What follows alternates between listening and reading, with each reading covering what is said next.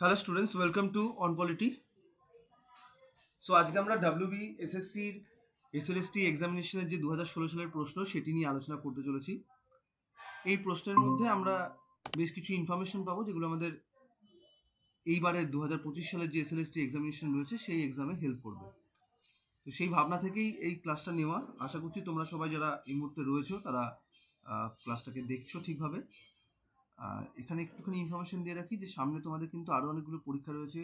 West Bengal set রয়েছে, সেই সঙ্গে ঝাড়খণ্ডের পিএসসি, ঝাড়খণ্ডের এসএলএস এই পরীক্ষা রয়েছে, ওখানে পিজিটি নাম, তো সেই পোস্ট গ্রাজুয়েট টিচারের পরীক্ষা রয়েছে। তো সেই পরীক্ষাগুলোরও ক্লাস আমি প্রোভাইড করি। এখানে আমার মোবাইল নাম্বার দেওয়া আছে, সেখানে যোগাযোগ করতে পারো। সো আশা করছি ভয়েস ঠিকঠাক শুনতে পাচ্ছ, অডিও ঠিকঠাক পাচ্ছ, সবাই কনফার্ম করবে।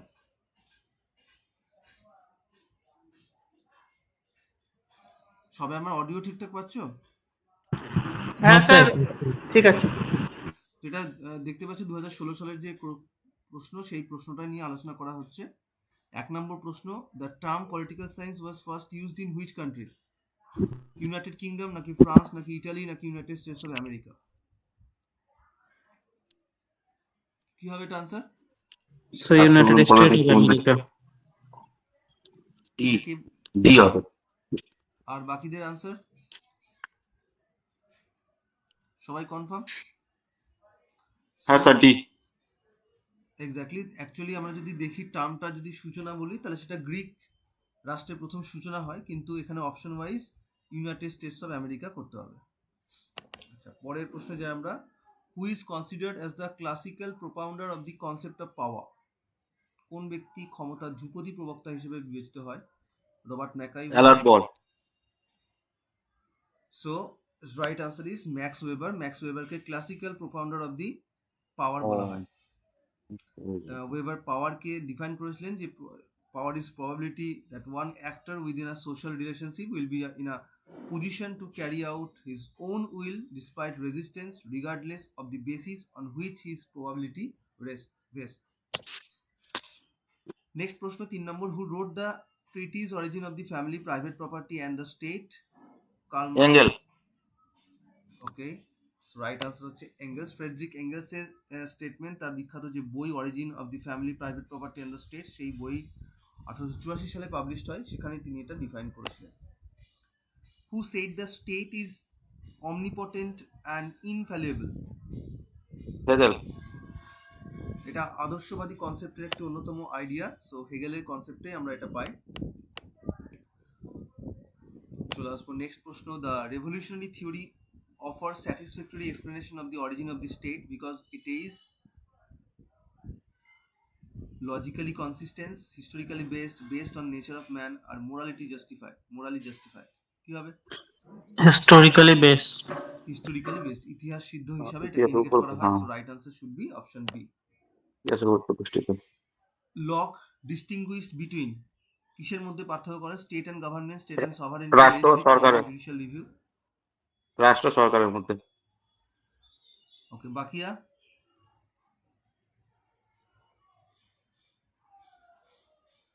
সো লক বেসিক্যালি গভর্নমেন্টের সঙ্গে সরকারের, গভর্নমেন্টের সঙ্গে স্টেটের ফারাক করেন এভাবেই যে সেখানে তিনি বলেইছিলেন যে আমাদের কোনো একটি সরকারকে আমরা ক্ষমতা দিচ্ছি কারণ সে আমাদের প্রপার্টি রক্ষা করবে, আমাদের যে রাইট রক্ষা করবে তার জন্য। তো তারা যদি সেটাকে করতে অপারগ হয় তাহলে সেক্ষেত্রে আমরা তার বিরুদ্ধে স্টেপ নিতে পারি। 7 নম্বর, the view that the state is an ethical institution which is indispensable for the full moral development of man is attributed to classical liberals, guild socialist, idealist, socialist, idealist sir. Idealist. ভাববাদী ভাবনা চিন্তার দ্বারা এটা indicated হয়। তার ভিউটাই হচ্ছে এরকম, ethical and কোনো কিছুকে আইডিয়ালিটি ধরে নিয়ে এগিয়ে যাওয়া। There are several similarities between Gandhism and communism. Which one of these similarities has been wrongly listed? এখানে একটা wrongly listed করা আছে, সেটাকে ফাইন্ড আউট করতে হবে। Both were opposed, সেখানে বাংলাতেও আই থিঙ্ক করা আছে। বাংলা নেই। হ্যাঁ, কি হবে এটা? উভয়ের উপস্থিত ব্যবহার বিরোধী ছিল কারণ তার সমাজ দরিদ্রদের উপর ধনীর শোষণ কায়েম করেছিল। উভয় মনে করে যে ধনসম্পদ জনকল্যাণে ব্যবহৃত হয় না, তা ক্ষতিকর। উভয় সামাজিক সাম্যের উদ্দেশ্যে শ্রমিক দরদী পন্থার সন্ধান দেয়, উভয় রাজনীতিতে আধ্যাত্মিকতার গুরুত্ব আরোপ করে। টি ডি স্যার ডি হবে অপশন, উভয় রাজনীতিতে So, আধ্যাত্মিকতা আধ্যাত্মিক গুরুত্ব। gave great importance to the role of spiritualism. আমরা জানি যে পুরোপুরি মার্ক্সবাদী তত্ত্বে এটাকে পুরোপুরি রিমুভ করা হয়। তারা মনে করে যে স্পিরিচুয়াল অ্যাক্টিভিটি হচ্ছে টোটালি ক্লাস ক্রিয়েট করে, সোসাইটির মধ্যে various types of class create করে। স্যার গান্ধী কি ধর্মের উপরে গুরুত্ব দিয়েছিল তো স্যার? হ্যাঁ, সেটাই তো, এখানে দুজনেই একই কথা বলেছে এরকম নয়, বাট তিনি মার্কস দেয়নি তো। তিনি হ্যাঁ স্পিরিচুয়াল ব্যাপারকে পলিটিক্সের মধ্যে নিয়ে আসতে চাইনি, বাট ওয়ান কাইন্ড অফ তিনি সেটাকে সাপোর্ট করতেন, বাট সেটা ইউনিভার্সালি কোনো এরকম পার্টিকুলার ধর্মকে তিনি সাপোর্ট করেননি। Who apply the structural functional analysis the realm of politics? Gabriel Almond নাকি গ্যাব্রিয়েল অ্যালমন্ড? Gabriel Almond. কাঠামো কার্যগত তত্ত্বে আমরা সমাজবিজ্ঞানের প্রথম ব্যবহার করেছিলেন ট্যালকট পার্নাস, এবং পরবর্তীকালে আমরা দেখবো যে গ্যাব্রিয়েল পার্নাস এই রাজনীতি বিশ্লেষণে এটাকে ব্যবহার করেছিলেন খুব সঠিকভাবে, যেটা ইনপুট আউটপুট মেথড বা স্ট্রাকচারাল অ্যান্ড ফাংশন ধারণাকেও ইউজ করা হয় সেখানে। Which one of the following theories claims to be the only school of socialist doctrine which is the product of workers themselves? Fabian socialism, syndicalism, guild socialism, none of these. যে উত্তর দেবে সে different করে দেবে। হ্যাঁ, Fabian আর সিন্ডিকালিজম আর গিল্ডের মধ্যে sir সিন্ডিকালিজম। বাকিগুলোর সঙ্গে কি ফারাক আছে? স্যার সিন্ডিকালিজম হচ্ছে স্যার শ্রমিক, যেখানে শ্রমিক তত্ত্ব স্যার, যেখানে বাকি গিল্ড হচ্ছে যে একটা সংগঠন স্যার, যে একই ভাবনা, যেরকম একটা গোষ্ঠী ওই সংগঠনের মতো। আর সিন্ডিকালিজম স্যার সরাসরি বিপ্লবের কথা বলে, তারা ধর্মঘট, তারপরে আপনার কোন একটা পার্টিকুলার ইস্যুতে মানে ডাইরেক্ট অ্যাকশনের কথা বলে স্যার। আর ফেবিয়ান? স্যার ফেবিয়ানের স্যার একটা ভাববাদীর মতো স্যার, হচ্ছে ইউটোপিয়ান যে সোশ্যালিস্ট থিঙ্কার গুলো আছে সেরকম কনসেপ্টকে সাপোর্ট করে, right?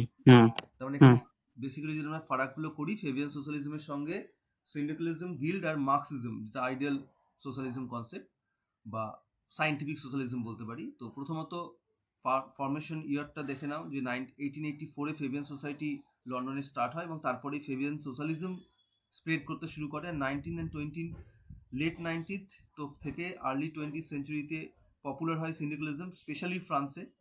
And early 20th century থেকে স্টার্ট হয় গিল্ড সোশ্যালিজমের কনসেপ্ট, স্পেশালি এটা ইউকে থেকে। এগুলো সবই কিন্তু ওই ইন্ডাস্ট্রিয়াল সেক্টর থেকে ফর্মেশন করছে। অন্যতম কি থিঙ্কার্স হচ্ছে ফেবিয়ানের মধ্যে সিডনি ওয়েব, জর্জ সোরেল হচ্ছে সিন্ডিকালিজমের অন্যতম ব্যক্তি, আর গিল্ড সোশ্যালিজমে হচ্ছে জিডিএইচ কোল এবং এসজি হবসন। মার্কসিজমের ক্ষেত্রে আমরা জানি, এটা জাস্ট লিখে দিয়েছি যাতে কম্পেয়ার করতে পারো। কি আইডিয়া যদি আমরা বলি, রাষ্ট্র এবং সংসদের মধ্যে ধীরে ধীরে সংস্কার করা, সংস্কার মাধ্যমে একটা আইডিয়ালিস্টিক, এটা হলে ভালো হয়, এটা করা উচিত, এইরকম আইডিয়াকে সেখানে সাপোর্ট করা হয়, যেটা অনেকটাই ইউটোপিয়ান কনসেপ্টগুলো অনেকে সমালোচনা করে।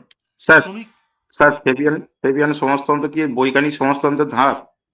বৈজ্ঞানিক সমাজতন্ত্রের এক্স্যাক্টলি আইডিয়াকে নেওয়া হয়নি, এখানে কিছুটা কাল্পনিক ব্যাপারকে ইউজ করা হয়েছে। মানে আমরা যদি দেখি যে কার্ল মার্কসের যে আইডিয়া, সেটাকে এখানে ইউজ করা হয়েছে আইডিয়ালিজম কনসেপ্টের থ্রু দিয়ে। তো এটা বলতে পারো যে মার্কসিজম আর আইডিয়ালিজমের মিক্সচার। আর সিন্ডিকালিজমের ক্ষেত্রে শ্রমিক ইউনিয়ন সরাসরি ধর্মঘট এই ধরনের কার্যগুলো করবে, যেগুলোতে নন কোঅপারেশন ইন্ডিকেটেড হবে। আর গিল্ড সোশ্যালিজম, এখানে জাতীয় গিল্ড ক্রিয়েট করা হবে এবং সেটা পুরো ব্যবস্থাকে নিয়ন্ত্রণ করবে, এরকম ব্যবস্থা করে। আর কার্ল মার্কসের আইডিয়াল সোশ্যালিজম তো আমরা জানি, সেখানে বিপ্লব এবং শ্রেণী সংগ্রামের মধ্য দিয়ে রাষ্ট্রকে পুরোপুরি তুলে দিয়ে সেখানে সমাজতান্ত্রিক একটা ব্যবস্থা নিয়ে আসবে, সেটা একটা সময় কমিউনিজমকে এস্টাবলিশ করতে হেল্প করবে। স্যার আমাদের ইন্ডিয়ার ক্ষেত্রে জওহরলাল নেহরু ফেবিয়ান সোশ্যালিজমকে সাপোর্ট করছিলেন কিছুটা হলেও। কিন্তু ফেবিয়ান সোশ্যালিজমকে সাপোর্ট করলেও কিছু কিছু প্রিন্সিপালসকে তিনি এস্টাবলিশ করেছেন। এক্স্যাক্টলি ফেবিয়ান সোশ্যালিজমের কনসেপ্টকে এস্টাবলিশ করা তো সেটা কাল্পনিক হয়ে যাবে, তো সেটা তিনি করতে পারেননি। কিন্তু সাংবিধানিকভাবে কিছু প্রভিশনকে আমরা ডাইরেক্টিভ প্রিন্সিপালসের মধ্যে দেখব তিনি ইন্ট্রোডিউস করার বিষয়ে সাপোর্ট করেছিলেন, এবং সেটাকে অ্যাডও করা হয়েছিল। যেহেতু সেই সময় নেহরুর একটা লবি ছিল কনস্টিটিউয়েন্ট অ্যাসেম্বলিতে, ফলে তিনি যে ভাবনা চিন্তাগুলো করেছিলেন সেগুলো তার সেখানে এস্টাবলিশ করে। সব থেকে বড় কথা, এই যে 5 year প্ল্যানিংয়ের যে কনসেপ্ট, সেটাও কিন্তু কিছুটা হলেও নেহরুর সাপোর্টেই হয় ইন্ডিয়াতে স্টার্টিং। স্যার তার পাশাপাশি sir JP Narayan partyless ডেমোক্রেসির কথা, আচ্ছা, তিনিও পার্টি লিস্ট ডেমোক্রেসির কথা বলেছিলেন স্যার। তিনিও বলেছিলেন পার্টিলেস ডেমোক্রেসি, কিন্তু সেই পার্টিলেস ডেমোক্রেসির কনসেপ্টটাকে সেইভাবে নেহরুর ভাবনা চিন্তাকে যেভাবে অ্যাকসেপ্ট করা হয় জয়প্রকাশ নারায়ণের কনসেপ্টকে ততটা অ্যাকসেপ্ট করা হয়নি। তবে আচ্ছা সেটা ঠিক। আমাদের ইন্ডিয়ান পলিটিক্যাল সিস্টেমের গ্রোথে একটা অত্যন্ত গুরুত্বপূর্ণ সিগনিফিকেন্ট রাখে। ওকে চলে আসবো next, which of the following thinkers has been described by Barkers as the prophet of empty liberty and abstract individualism? তো বাংলাটা দেখি স্যার। এটার বাংলাটা নেই, এরপর আর বাংলা নেই, সব ইংরেজি আছে। সো প্রফিট ও of empty liberty sir JS কাকে মিলকে বলেন? বলেছিল ডেকার। জন স্টুয়ার্ট মিলকে বলেন তিনি। বার্কারের বক্তব্য, তিনি হচ্ছেন prophet of empty liberty and abstract individualism, হচ্ছে মোটামুটি সমালোচনা করে জন স্টুয়ার্ট মিলকে এটা বলা হয়। The concept of legal sovereignty was the first time put forward by, আইনগত সার্বভৌমত্বের কনসেপ্ট প্রথম কে নিয়ে আসেন? স্যার হব। হবস নিয়ে আসেন। আর কেউ নিয়ে এসেছিলেন হবস ছাড়া? স্যার বোদা নিয়ে এসেছিল। এক্স্যাক্টলি, বোদার সঙ্গে একটুখানি ফারাক আছে, আমি এখানে ডিটেলসটা দিয়ে দিয়েছি। বোদা আসলে লিগ্যাল সভারেন্টির কনসেপ্টটা সেভাবে বলেননি, তিনি সভারেন্টির আইডিয়াটা দিয়েছিলেন। পরবর্তীকালে সে লিগ্যাল সভারেন্টির কনসেপ্ট, বা আমরা বলতে পারি যে কোনটা লিগ্যাল ওয়েতে একটা কান্ট্রিতে সভারেন্টি সিস্টেমকে এস্টাবলিশ করা সম্ভব, সেই আইডিয়াটা আমরা লেভিয়াথানের বইয়ের মধ্যে পাই। তো এটা একই রকম কথা পরবর্তীকালে অস্টিনও কিন্তু বলেন। অস্টিন আরও সেটাকে এগিয়ে গিয়ে লিগ্যাল অ্যান্ড পজিটিভিস্ট সেন্সের ডিফারেন্সটা করে দেন সভারেন্টির মধ্যে, অর্থাৎ প্রত্যেকের কন্ট্রিবিউশন স্যার রয়েছে। লিগ্যাল সভারেন্টির ক্ষেত্রে যদি বদি বলছি অস্টিন আর হবস যদি থাকে স্যার, তো সেক্ষেত্রে আমরা কোনটা অ্যান্সার করব? অবশ্যই স্টার্টিং বললে আমরা হবস বলবো। কোথায় অস্টিন বহুদিন পরে গিয়ে করছেন, লেভিয়াথান 1651-এ, হুম। তো অবভিয়াসলি আমরা হবস বলবো। সেজন্য আমি ডিফারেন্সগুলো করে দিয়েছি, কারণ এটাও থাকতে পারে না। আমি যতগুলো আনসার আছে এখানে চেষ্টা করেছি, যেগুলো এই কোশ্চেনটা তো আসবে না, কিন্তু এই কোশ্চেনের পাশাপাশি এরকম রিলেটেড কিছু ইনফরমেশন দিয়ে আসতে পারে, তো এই প্রত্যেকটা কোশ্চেনে আমি সেই ইনফরমেশন দিয়ে রেখেছি। মানে 55টা কোশ্চেন, 55টাতেই ইনফরমেশন দেওয়া আছে, সেই জন্য দেরিও হলো ক্লাস স্টার্ট করতে। The basis of nationalism is a wider social and economical communication system in the opinion of, কার opinion এটা? স্যার আর্নল্ড টয়নবির। এটা হচ্ছে অ্যাকচুয়ালি, যদি আমরা দেখি, প্রথম কার্ল ডচ এটা আইডিয়া দেন, পলিটিক্যাল সায়েন্টিস্ট হিসাবে। তিনি বলেন যে nationalism is rooted in communication, এবং কমিউনিকেশনের কনসেপ্টটাকে পরবর্তীকালে আমরা দেখব আর্নল্ড। স্যার বাংলা নেই, বাংলা হলে সুবিধা হতো স্যার একটু। এক্ষুনি বললাম যে 10টা পর্যন্ত বাংলা করতে পেরেছি, তাহলে বাংলা করলে আজকে ক্লাস নিতে পারতাম না। ও আচ্ছা আচ্ছা আচ্ছা, বাংলাটা হলে আমাদের সুবিধা হতো একটু। বাংলাটা আমি কোশ্চেন তো শেয়ার করে দিয়েছি, তুমি তো স্মুথলি মোবাইলটা মানে মোবাইলটা বা অন্য কোনো যদি মোবাইল থাকে তাহলে বার করে নিয়ে সেটা দেখতেই পারো, বা এটা তো রেকর্ড করাই থাকবে, তো তোমরা রেকর্ড মানে পরে রেকর্ডের দেখেও দেখতে পারো। বাংলার কোনো সমস্যা নেই, কোশ্চেন তো দেওয়া আছে না গ্রুপে? না আসেনি।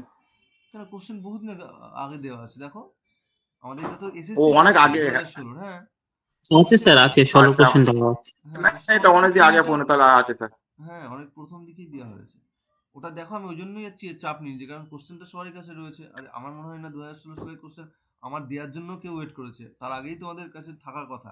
যদি না থাকে আমি গ্রুপেও দিয়ে রেখেছি বহুদিন আগে, যদি না পাও আমাকে বলবে লাস্টার, আমি দিয়ে দেবো আবার, ঠিক আছে? আর এটা না record স্যার করা আমার থাকলে আছে তোমার আছে বাংলা অসুবিধা হওয়ার কথা না। চলো নেক্সট পয়েন্টে যাই আমরা। The concept of citizenship in a globalising world is in, কাকে ইন্ডিকেট করবে? দ্য অ্যানসিয়েন্ট গ্রিক সিটি স্টেটের কনসেপ্টে, না relation between the state and civil society, নাকি full and equal membership in a political society, নাকি some kind of consumer citizenship provided by the diverse institution like nation states, global organisations and the media? Sir option D হবে sir, এখানে global সিটিজেনশিপের কথা বলা হয়েছে, তাই option D হবে। Exactly, এই গ্লোবাল সিটিজেনশিপের সঙ্গে আরেকটা সিটিজেনশিপের কনফিউশন হয় স্টুডেন্টদের, সেটা হচ্ছে গ্লোবাল সিটিজেনশিপের সঙ্গে তারা কনজিউমার সিটিজেনশিপের কনফিউজ করে ফেলে। সো বেসিক্যালি আজকের দিনে দাঁড়িয়ে আমরা সবাই গ্লোবাল সিটিজেনশিপ, কারণ আমরা জাতিসংঘের মেম্বার, ইন্ডিয়া জাতিসংঘের মেম্বার। ইন্ডিয়া এরকম আরও ইন্টারন্যাশনাল অর্গানাইজেশন রয়েছে একগুচ্ছ, যার মেম্বারশিপ ইন্ডিয়া নিয়েছে। তার মানে আমরা ইন্ডিয়ার সিটিজেন, বিকজ ইন্ডিয়ার নাগরিক সিটিজেন হিসেবে, ইন্ডিয়া হিসেবে আমরা গ্যান্টেড, তার মানে এটা আমাদের জাতীয় নাগরিকত্ব। ইন্ডিয়াতে যদি অন্য কোনো কান্ট্রি চিন্তা করো, তাহলে ইন্ডিয়ার রেসপেক্টে কোশ্চেন না, যে কোনো দেশের ক্ষেত্রে যদি চিন্তা করি, কোনো একটা ফেডারেল কান্ট্রি, সেখানে আবার কি হয়, সেখানে ডুয়াল সিটিজেনশিপ আছে। তার মানে সে লোকাল একটা সিটিজেনশিপ তার রয়েছে, স্টেট ওয়াইজ মানে রিজিওনাল সিটিজেনশিপ, প্লাস তার ন্যাশনাল সিটিজেনশিপ রয়েছে, তাহলে ওটাকেও অ্যাড করে নিতে পারো। প্লাস সেই কান্ট্রিটা কোনো না কোনো ইন্টারন্যাশনাল অর্গানাইজেশনের মেম্বার, বা সে কোনো রিজিওনাল অর্গানাইজেশনের মেম্বার, তাহলে সেই রেসপেক্টে সে আবার গ্লোবাল সিটিজেনশিপ পাচ্ছে। এবং আমরা দেখবো যে মিডিয়ার মেম্বারশিপ, যে কেউ ফেসবুকের অ্যাকাউন্ট করে রেখেছো, ফেসবুক হচ্ছে একটা ওয়ার্ল্ড ওয়াইড একটা সোশ্যাল মিডিয়া প্ল্যাটফর্ম যেখানে আমরা অ্যাকাউন্ট করে রেখেছি। তো এই ক্ষেত্রে এটাকে আমরা বলি কনজিউমার মেম্বারশিপ, ঠিক আছে? তো কোনো একটা সোশ্যাল নেটওয়ার্কিং, কোনো একটা এরকম প্ল্যাটফর্ম যার আমরা মেম্বারশিপ নিচ্ছি, তো এই পুরো কনসেপ্টটাকে বলা হয় মাল্টি লেয়ার সিটিজেনশিপের কনসেপ্ট। এবং এটা আজকের দিনের প্রত্যেকটা মানুষ, প্রত্যেকটা দেশের মানুষের ক্ষেত্রে একটা বেসিক বিষয়, যেগুলো তারা সবগুলোর সঙ্গে কানেক্টেড থাকে। সো এখানে আমি ইন্ডিকেট করে দিয়েছি ক্লাসিক্যাল সিটিজেনশিপের সঙ্গে গ্লোবাল সিটিজেনশিপের কনসেপ্ট। এখানে মেন কি থিঙ্কার হচ্ছে মার্শাল, টিএইচ মার্শাল। এখানে ডেভিড হেল্ড, কার্ল ডস, এরা সব হচ্ছেন গ্লোবালাইজিং ওয়ার্ল্ডের বা গ্লোবাল সিটিজেনশিপের কনসেপ্টের সাপোর্টার। ডেফিনেশন দেওয়া আছে কোথা থেকে বিলঙ্গিং করছে, রাইটসগুলো কি ডিফারেন্স হয়। সিভিল রাইটস পাই সিটিজেনশিপ, ক্লাসিক্যাল সিটিজেনশিপের কনসেপ্টে সিভিল রাইটস প্রোভাইডেড হয়, পলিটিক্যাল রাইটস প্রোভাইডেড হয়, সোশ্যাল অ্যান্ড ইকোনমিক্যাল রাইটস বা যে সিভিল রাইটস বলি সেগুলো প্রোভাইডেড হয়। কিন্তু গ্লোবাল সিটিজেনশিপের ক্ষেত্রে কনজিউমার রিলেটেড যে রাইটসগুলো পাওয়া যায়, কালচারাল রাইটস, ট্রান্সন্যাশনাল, অর্থাৎ একটা কান্ট্রি সে একাধিক কান্ট্রির সঙ্গে গ্রুপ করে এরকম ইউরোপীয় ইউনিয়নের মেম্বারশিপ নিয়েছে কোনো একটা কান্ট্রি, তাহলে সেই ইউরোপীয় ইউনিয়নের মেম্বারশিপ মানে হচ্ছে সে কিন্তু ট্রান্সন্যাশনাল রাইটস এনজয় করছে, অর্থাৎ ইউরোপীয় ইউনিয়ন ওভারঅল তাদেরকে কিছু সিটিজেনশিপ দিচ্ছে। উদাহরণ হিসেবে আমরা বলতে পারি ইউনাইটেড নেশন থেকে হিউম্যান রাইটসের মিনিমাম প্যারামিটার টেনে দিয়েছে। যারা যারা ইউনাইটেড নেশনসের মেম্বার তারা কিন্তু এই মিনিমাম প্যারামিটারকে মেনটেন করতে হবে। তার মানে আমাদের দেশে হয়তো কোনো একটা রাইটসকে মান্যতা দেয় না, কিন্তু যেহেতু ইউনাইটেড নেশনের মেম্বারশিপ নিয়েছি, এই হিউম্যান রাইটসের ওখানে যে প্যারামিটার তা ইন্ডিয়াকেও অ্যাকসেপ্ট করতে হবে।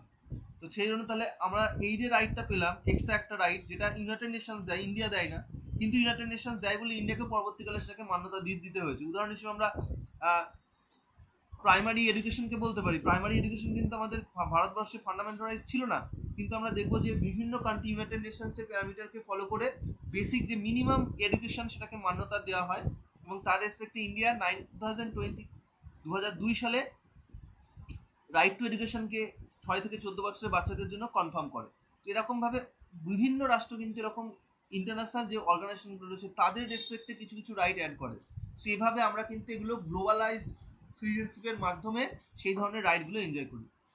সো এই হচ্ছে টোটাল আমাদের ডিফারেন্সগুলো, এগুলো দিয়ে কোশ্চেন নিতে পারে, ভালো করে পড়ে নিও। How does the Green define liberty? লিবার্টিকে কিভাবে ডিফাইন করেছেন গ্রিন?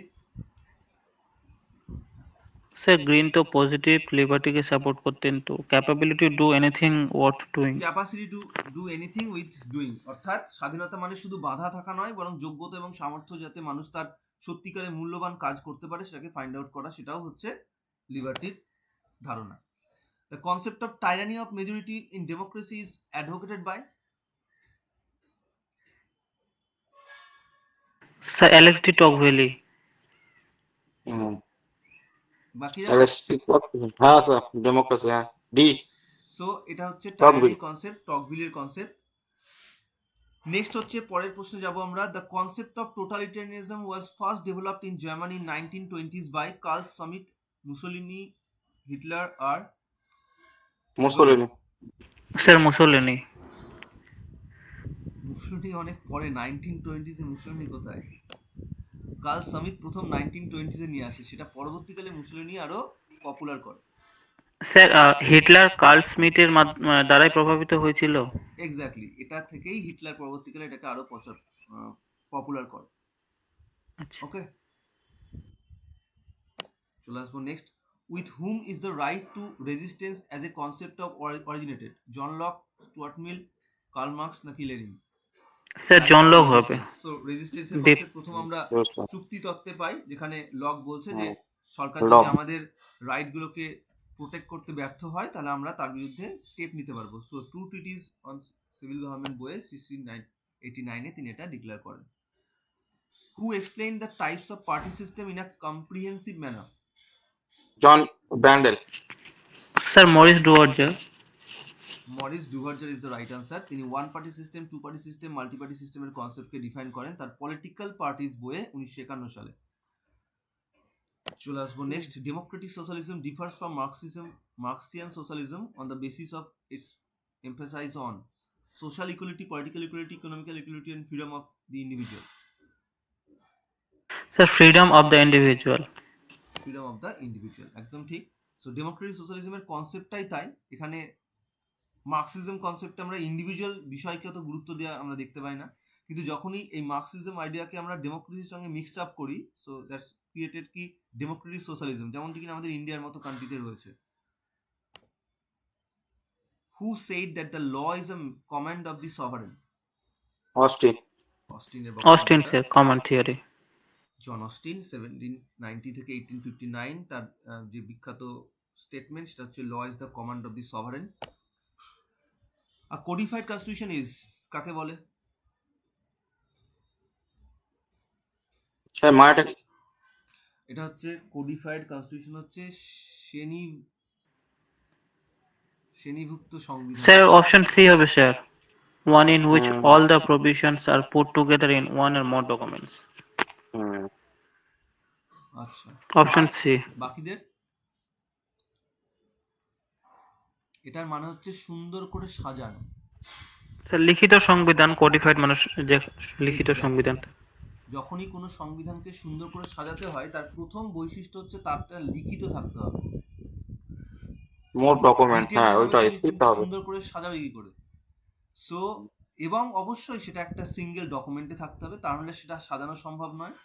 এই জন্য বলা হয় written constitution also known as codified constitution. So right answer should be available in one single written document, তার মধ্যেই হুম, সুন্দর করে সাজানো থাকে। এই জন্যই সুন্দর করে সাজানো থাকে বলে তার একটা ইন্ট্রোডাকশন থাকে, যে ইন্ট্রোডাকশনকে আমরা কি বলি? প্রস্তাবনা। প্রস্তাবনা বলার কারণ প্রস্তাবনা থাকে সুন্দর করে সাজানো থাকে বলে। তো ব্রিটিশ পিরিয়ডে আমাদের ইন্ডিয়াতে যে সংবিধান ছিল, মানে যেটা বিশেষ সব অ্যাক্টের মাধ্যমে চলতো, ওটাকে আমরা কোডিফাইড বলবো না, কারণ ওটা ছড়িয়ে ছিটিয়ে থাকতো। কখনো government of India act 1919 follow হচ্ছে, কখনো 1935 এর অ্যাক্ট ফলো হচ্ছে, কখনো তার আগে কাউন্সিল অ্যাক্ট ফলো হচ্ছে, তারও আগে চার্টার অ্যাক্ট ফলো হচ্ছে। সো এটা ব্রিটিশ প্যাটার্নেই ফলো হয়, কারণ ব্রিটেনে এরকম কোনো কোডিফাইড সংবিধানই নেই, তারা ওইভাবেই অভ্যস্ত তার দেশেও। ইউএসএ আমরা দেখবো গোটা ওয়ার্ল্ডের মধ্যে খুব সুস্থিতভাবে তারা একটা রিটেন কনস্টিটিউশন কি নিয়ে আসে, যেটাকে আমরা কোডিফাইড কনস্টিটিউশন বলি। So codified constitution is one that is written in a single systematic and authoritative document. Example হিসেবে আমরা ইউএস কনস্টিটিউশন কে বলতে পারি বা ইন্ডিয়ান কনস্টিটিউশন কে বলতে পারি। ইন্ডিয়ান কনস্টিটিউশন কেন আইডিয়াল কনস্টিটিউশন বলা হয়? Why Indian constitution known as ideal? আদর্শ স্যার সংবিধানের এটা বৈশিষ্ট্য কি? স্যার মোর ফ্লেক্সিবল, লেস রিজিড স্যার, সেই জন্য স্যার আদর্শ সংবিধানের বৈশিষ্ট্য হচ্ছে রিজিড আর ফ্লেক্সিবল এর মিক্সচার হওয়া। মিক্সচার থাকবে, So, সেই জন্য। মিক্সড। ঠিক আছে, ব্যাপারটাকে ধরেছো, কিন্তু ওটার জন্য নয় যে মোর ফ্লেক্সিবল কি দেন রিজিড, ওসব নয়। রিজিড আর ফ্লেক্সিবল দুরকম বৈশিষ্ট্য রেখে দিয়েছে, মানে সে প্রয়োজন মতো নিজেকে রিজিডও রেখে দেবে, আবার প্রয়োজন মতো যেগুলো দ্রুত করার প্রয়োজন সেগুলো ফ্লেক্সিবলি করাও সম্ভব হবে। So that's why India Constitution K ideal constitution বলা হয়। What was the exact constitutional status of India on 26 January 1950? Easy question. 1950 সালে সোশ্যালিস্ট আর সেকুলার বি। শব্দ দুটো ছিল না। So right answer should B sovereign Democratic Republic. Republic. Bicameralism is a must of federal state because why?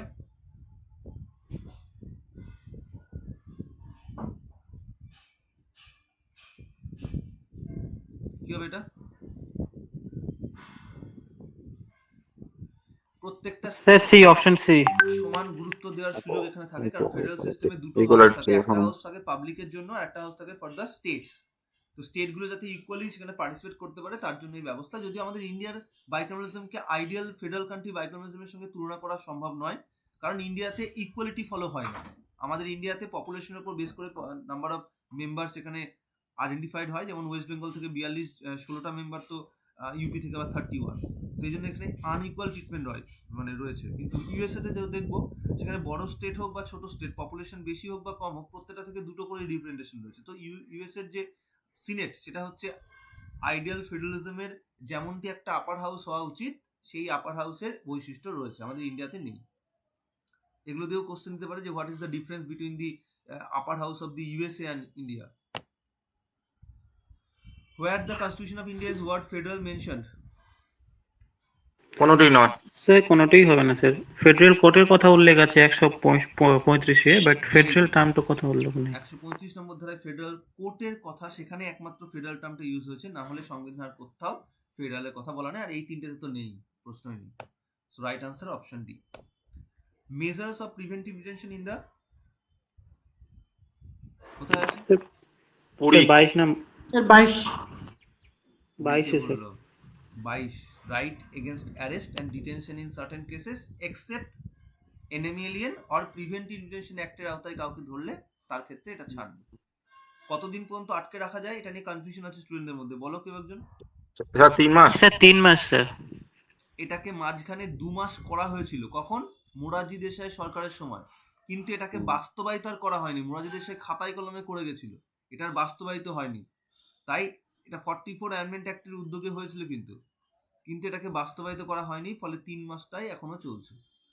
তবে এটা 3 মাসের বেশি যতদিন খুশি করা যেতে পারে, তার জন্য আবার একটা কমিটি তৈরি করে, কোর্টের জাজদেরকে নিয়ে একটা কমিটি তৈরি করে তার পারমিশন নিয়ে করা যায়। এখানে ডিটেলস দেওয়া আছে, যা যা ডিটেলস আছে এগুলো একটু পড়ে নিতে হবে। ব্রিটিশ পিরিয়ডে এরকম ভাবেই কিন্তু বিভিন্ন যে প্রিভেন্টিভেশন অ্যাক্টগুলো ছিল, যার মাধ্যমে নেতাজি সুভাষচন্দ্রকেও গৃহবন্দী করা হয়েছিল, তো সেগুলো হচ্ছে তারই এক্সাম্পল। এবং গোটা বিশ্বের মধ্যে দুটো মাত্র কান্ট্রিতে প্রিভেন্টিভেশন অ্যাক্ট ফলো হয়, দুটো মাত্র ডেমোক্রেটিক কান্ট্রিতে, একটা হচ্ছে ইন্ডিয়া, একটা হচ্ছে জাপান। এই দুটো কান্ট্রিতে, দুটো গণতান্ত্রিক দেশে প্রিভেন্টিভ ডিটেনশন অ্যাক্ট ফলো হয়। এটা ব্রিটিশ পিরিয়ডের একটা কনসেপ্ট। কলোনিয়াল রুলিং যেখানে যেখানে তারা করতো, তা সেখানে তারা প্রিভেন্টিভ ডিটেনশনটাকে ইউজ করতো, ফলে জাপানে এবং ইন্ডিয়াতে তারা করেছিল এটা। এবং পরবর্তীকালে তাদের কলোনি উঠে যাওয়ার পরেও তারা এটাকে কন্টিনিউ রেখেছে, মানে আমাদের ইন্ডিয়া এবং জাপান তাও আইনিভাবে রেখেছে, মানে স্ট্যাচুটারি প্রভিশন রয়েছে। আমাদের ইন্ডিয়াতে এটা সাংবিধানিক ভাবে মান্যতা পেয়েছে।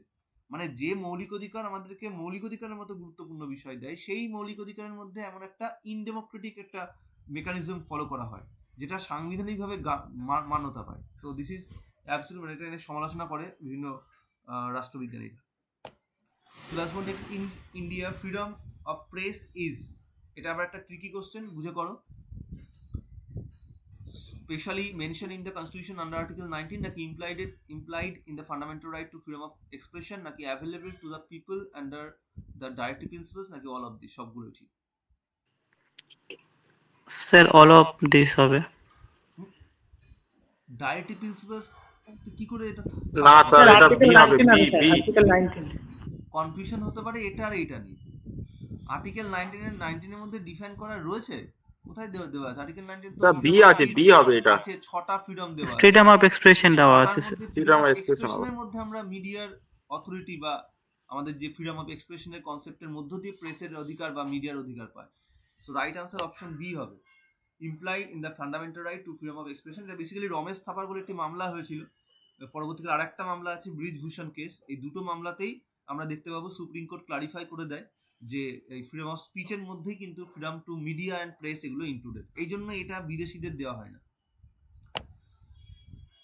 চলে আসবো, এগুলো এই ধরনের কোশ্চেনগুলো একটু বুঝে আনসার করবে। The doctrine that fundamental rights can not be amended under article 368 was propounded by the supreme court of India in the case Golaknath. Sir Golaknath is case, Golaknath case 1967, একমাত্র গুরুত্বপূর্ণ মামলা যেখানে পার্লামেন্টকে আটকে দেয় ফান্ডামেন্টাল রাইটকে অ্যামেন্ড করা থেকে। Which article of the constitution of India mention the village? 40 sir article 40। Easy question, 40 article 40। 45 এ কি আছে? শিক্ষার অধিকার। কত এজ, কত এজ বলতে হবে তো, যেটা দিয়ে ডিফাইন করব। তো 0 থেকে 6। এখন below the age of 6 years, এটা আগে 2002 এর আগে ছিল below the age of 14 years, ঠিক আছে। আর 42 তে কি আছে, যেটাতে কোশ্চেন দেয় স্যার ম্যাটারনিটি রিলিফ। রিলিফ। চলে আসবো next one. Circular commission was establish to study, কিসের জন্য এস্টাবলিশ করা হয়েছিল? 1983 তে central state relation. Central state relation. Central state relation, one of the most popular commission. এটা কোন গভর্নমেন্ট করে, সেন্ট্রাল গভর্নমেন্ট না state government? Central government sir. আর রাজামন্নার committee কোন গভর্নমেন্ট করে? Sir state government sir, Tamil Nadu. Government, Tamil Nadu sir 1969। Exactly. এই commission কমিটির একটা দিয়েছিলাম তো, নোটস দিয়েছিলাম তো আমি, দেখেছো নিশ্চয়, আমাদের সব কমিটি কমিশন দেওয়া আছে। By which of the constitution of India is the president of India elected? 54। বাকি 54 আছে রাইট কনস্টিটিউশনাল রেমেডিস স্যার। মৌলিক অধিকার। 53 তে কি আছে? দুটো 53, একজন রাষ্ট্রপতি, মানে executive power, executive head of the country. 58 যোগ্যতা। এটা হচ্ছে কোয়ালিফিকেশন। চলো নেক্সট ওয়ান। এটা কেন 53 হয়েছে জানি না, এটা 58 হওয়া কথা যায়। চলো, by which article of the Constitution of India is Council of Ministers with the PM head aids and advice to the President of India? কোন আর্টিকেল আছে? Sir article 74। 74। 74 এর কতবার অ্যামেন্ড করা হয়েছে? একবার একবার দু এই দুটো অ্যামেন্ডমেন্টে কি কি হয়?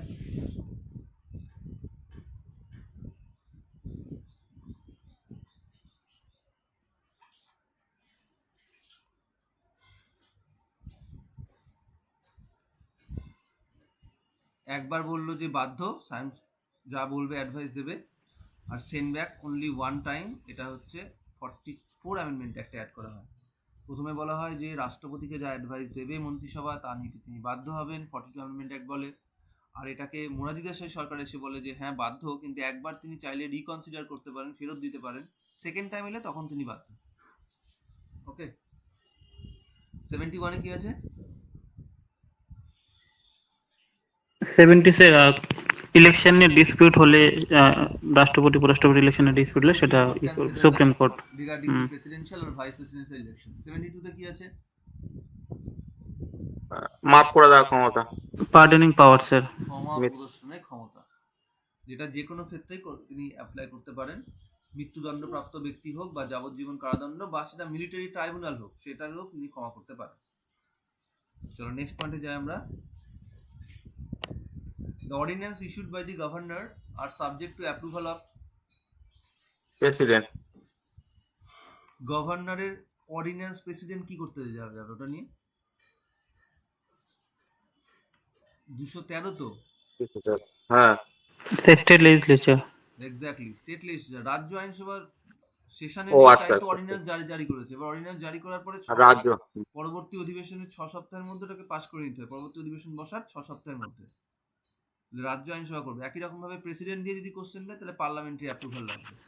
আর অ্যাডভাইস বললে কি হবে? এই same question, ordinance issued by governor on the advice of, কি হবে?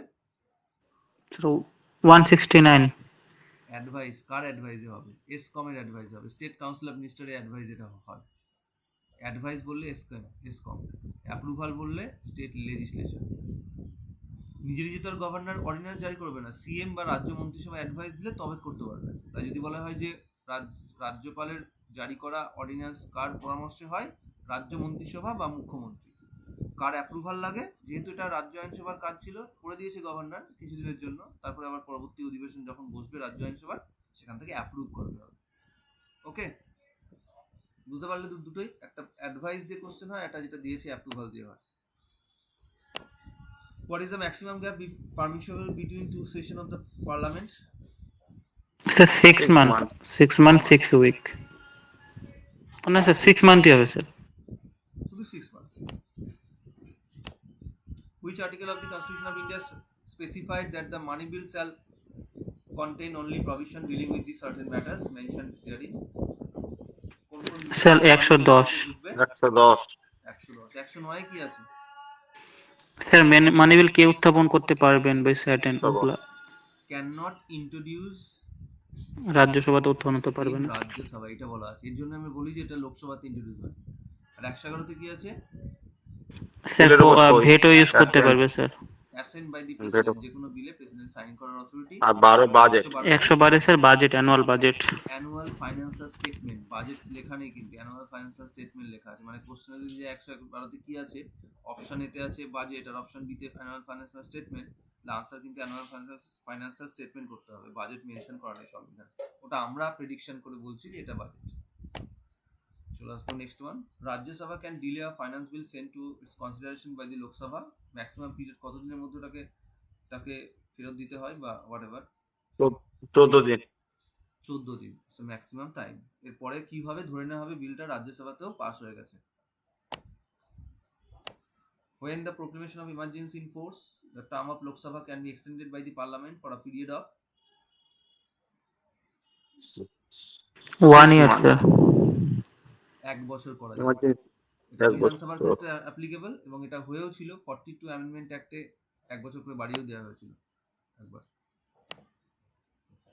Which article of the Constitution of India specify the establishment of Constitution Supreme Court of India? 1 to 4 124 নম্বর ধারায় 124 সুপ্রিম কোর্ট এস্টাবলিশ করার কথা বলা হয়েছে। কত সালে সুপ্রিম কোর্ট এস্টাবলিশড হয়? স্যার 1950 1950 সালের 26 জানুয়ারি। 28 স্যার। এখানে আরেকটা জিনিস বলতে স্যার চাই, 28 জানুয়ারি কাজ, প্রথম 28 জানুয়ারি কার্যকর হয়েছিল তো। কার্যকরী হতে শুরু করে, তার যে জাজমেন্ট করা সেটা শুরু করে। এটাকে প্রাতিষ্ঠানিক সভা বলা হয় এবং এটাকেই সুপ্রিম কোর্টের জন্মদিন ধরা হয়। আর এখানে আরেকটা ইনফরমেশন, সেটা হচ্ছে এই যেখানে এমার্জেন্সি কথা বলা হয়েছে, এখানে কিন্তু অনেক কিছু আছে। এখানে 1 মাসও আছে, এখানে 2 মাসও আছে, এখানে 6 মাসের গল্প আছে, আর এখানে 1 বছরও রয়েছে, আবার এখানে ইনডিফিনিট পিরিয়ডও আছে। 1 মাস কি? 1 মাস হচ্ছে ন্যাশনাল এমার্জেন্সি অ্যাপ্রুভালের টাইম, 2 মাস হচ্ছে স্টেট এমার্জেন্সি আর ফাইন্যান্সিয়াল এমার্জেন্সি অ্যাপ্রুভালের টাইম, 6 মাস হচ্ছে একবার অ্যাপ্রুভ পেলে ভ্যালিড থাকবে, 1 বছর হচ্ছে এক্সটেন্ড করা যায় ডিউরিং এমার্জেন্সি, যেটা কোশ্চেন দিয়েছে। আর ইনডিফিনিট পিরিয়ড হচ্ছে ন্যাশনাল এমার্জেন্সি এবং ন্যাশনাল এমার্জেন্সি এবং ফাইন্যান্সিয়াল এমার্জেন্সি, এগুলো ইনডিফিনিট পিরিয়ড অবধি কন্টিনিউ করা যায়, অনির্দিষ্ট কাল পর্যন্ত, সেটা বলা আছে। আর 3 বছর আছে, 3 বছর কি? স্টেট এমার্জেন্সি ম্যাক্সিমাম এক্সটেন্ড করা যায়, যেটা আবার 1+2 করা আছে। কেন? কারণ 44 অ্যামেন্ডমেন্ট অ্যাক্টের মাধ্যমে এখানে দুটো প্রভিশন অ্যাড হয়। বলা হয় যে 1 বছর করা যাবে নর্মালি, তারপরে যদি আরও বাড়াতে হয়, মানে 3 বছর অবধি টানতে হয়, তাহলে দুটো কন্ডিশনের মধ্যে যেকোনো একটা হতে হবে। একই সময় দেশে ন্যাশনাল এমার্জেন্সি চলছে, অথবা ইলেকশন কমিশন থেকে সার্টিফাইড নিয়ে এসেছে যে ওই রাজ্যে এই মুহূর্তে নির্বাচন করানো যাবে না। এই দুটোর মধ্যে যেকোনো একটা ঘটনা ঘটলে তবে ওটাকে 1 বছরের পরে আরও 2 বছর বাড়ানো যায়। এই হচ্ছে সবগুলো বিষয়। এটা একটা চার্ট করা আছে, এটা ভালো করে একটু যদি দেখে নিতে পারো তাহলে খুব ভালো হয়। কোনো কনফিউশন আছে ওখান থেকে? আর কোনো কোশ্চেন আছে এমার্জেন্সি থেকে? বাকি আর্টিকেলগুলো কি আছে এখানে? 121-এ কি আছে?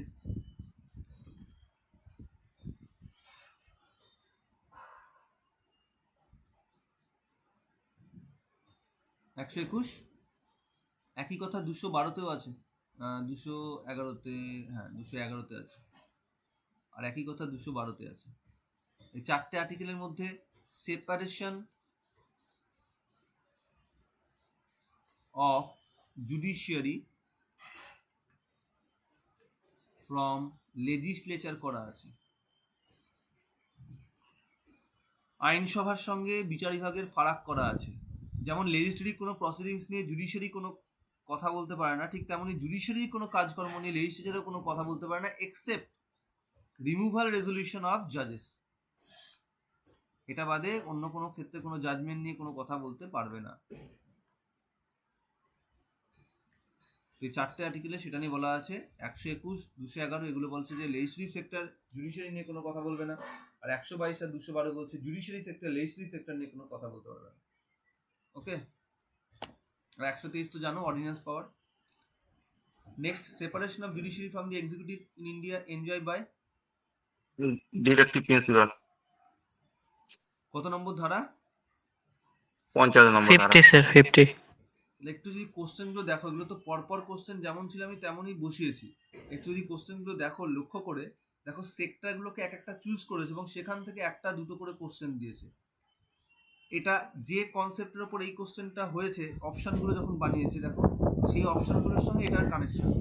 ওটা ছিল জুডিশিয়ারির সঙ্গে লেজিসলেটিভ সেপারেশন, এখানে আমার কোশ্চেন দিচ্ছে এক্সিকিউটিভের সঙ্গে জুডিশিয়ারি সেপারেশন। তাহলে ওই রকম করে যা যা সেক্টর আছে না, ওই সেক্টরগুলো ধরে ধরে পড়বে, তাহলে কোনো মানে কমন পাবে বলছি না, বাট চান্স রয়েছে কি সেক্টরগুলো যদি আমরা ডিটেলসে পড়ে নিই তো ওই সেক্টর। স্যার 121 122 যেটা বললেন আপনি, তো ওটা কখন স্যার? যে কোনো সময়। এই আজকে যদি সুপ্রিম কোর্টে কি গতকাল ঝাড় দিয়েছে ওয়েস্ট বেঙ্গলকে, তো ওয়েস্ট বেঙ্গলের রাজ্য আইনসভায় সেই বিষয় নিয়ে কোনো জাজমেন্ট দিতে পারবে না, বা জাজমেন্ট তো নয়, সেই বিষয় নিয়ে কোনো আলোচনা করতে পারবে না যে সুপ্রিম কোর্ট গতকাল ঠিক বলেনি বা বেঠিক বলেছে, সেটা বলতে পারবে না। একইভাবে যখন 99 কনস্টিটিউশনাল অ্যামেন্ডমেন্ট অ্যাক্ট পার্লামেন্ট থেকে পাস হচ্ছে, তখন তো সেটা নিয়ে ডিসকাশন হচ্ছে। সুপ্রিম কোর্ট তো দেখতে পাচ্ছে যে ন্যাশনাল জুডিশিয়াল অ্যাপয়েন্টমেন্ট কমিশন বলে একটা কমিশন তৈরি হচ্ছে, যা কিনা জনগণের মানে আমাদের ভারতবর্ষের যে বেসিক স্ট্রাকচার জুডিশিয়ারির সঙ্গে অ্যাডমিনিস্ট্রেটিভ সেক্টরের সেপারেশন, তাকে ভায়োলেট করছে। কিন্তু যখন হচ্ছে তখন কি সুপ্রিম কোর্ট বলেছে এই আজকে বিলটা নিয়ে ডিসকাশন হলো, এই বিলটা কিন্তু ঠিক নয়, এটা সংবিধান বিরোধী, বলেনি কিন্তু।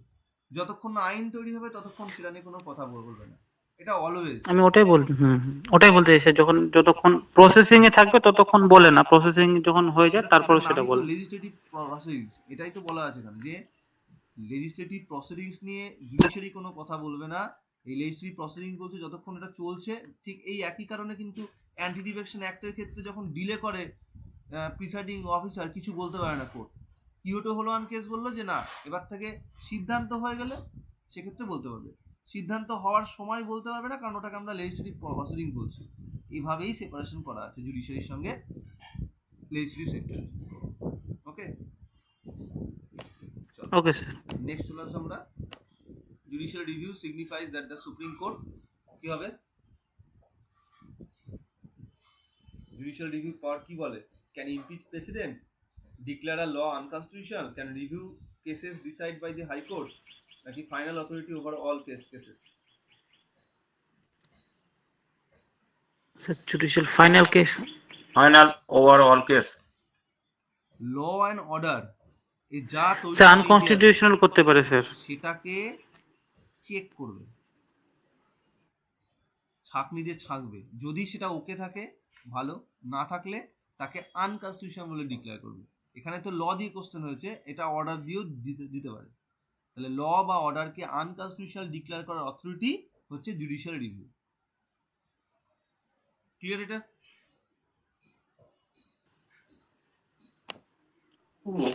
চলে আসবো next.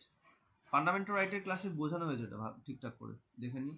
The amendment procedure laid down in the Constitution of India is one of the pattern of the Constitution of South Africa, Constitution of south South Africa, Africa, sir. South South Africa. Africa থেকে নেওয়া হয়েছে। Easy. China থেকে ইন্ডিয়াতে কিছু নেওয়া হয়েছে? না sir. Canada থেকে নেওয়া হয়েছে? হ্যাঁ স্যার। হয়েছে স্যার। কি কি নেওয়া ফেডারেল হয়েছে? স্ট্রাকচার, কানাডা থেকে ফেডারেল স্ট্রাকচার নেওয়া হয়েছে স্যার। নেওয়া হয়নি, এটা- সেন্টার স্টেট এটা- রিলেশন নেওয়া হয়েছে। সেন্টার। ফেডারেল স্ট্রাকচারটা ইন্ডিয়ার নিজস্ব কনসেপ্ট। সেন্টার স্টেট রিলেশন নেওয়া হয়েছে। আর কি নেওয়া হয়েছে? রেসিডুয়ারি পাওয়ার অফ দি ইউনিয়ন, অবশিষ্ট ক্ষমতা কেন্দ্রের। আর কি নেওয়া হয়েছে এখান থেকে? ডিস্ট্রিবিউশন অফ পাওয়ারের concept.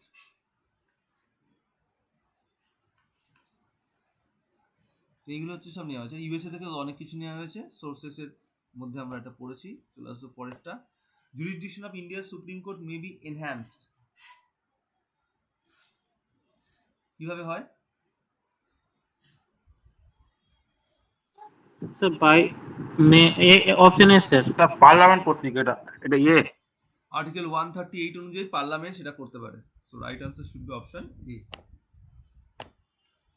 The Chief Election Commissioner of India holds office for a period of be 6 year, 6 বছর বা 6 বছর না হলে 65 বা যেটা আগে হবে। যেটা আগে আসবে। সেম আর কার আছে? Sir UPSC sir, UPSC chairperson যারা আছে, চেয়ারম্যান।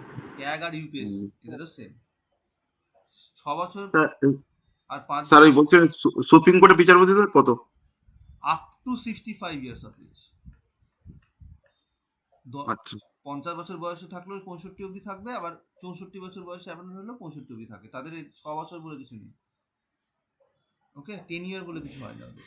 যেটাই হয় সেটা হচ্ছে আপ টু রিটায়ারমেন্ট এজ একটা। এটা সুপ্রিম কোর্টে 65, হাইকোর্টে 62। Special provision in the Constitution of India for scheduled caste and scheduled tribes, Anglo-Indians and minorities are in, কি হবে এটা? Sir part 16। এটা হচ্ছে সি। সো পার্ট 16 এর মধ্যে ডিটেলস দেওয়া আছে, আমরা দেখব যে সেখানে অ্যাংলো ইন্ডিয়ানদের কথাও বলা আছে, সেখানে ব্যাকওয়ার্ড ক্লাস পিপল তাদেরকেও কথা বলা আছে, এসসি এসটি বলা আছে, এগুলো সব এই পার্ট 16 এ দেওয়া আছে। When was the first 5-year term? Sir এর আগে একটা এ হওয়া উচিত। কেন এ হওয়া উচিত বলো? Sir SC ST Anglo Indian তো পার্ট 6 এ মানে 16 তে কথাই বলা নেই। অ্যাংলো ইন্ডিয়ান 331 আর 333-এ অ্যাংলো ইন্ডিয়ানদের কথা বলা নেই। 331-এ কি আর একটা আছে? ভুল আছে, পার্ট President থ্রিতে ভুল can- আছে আবার।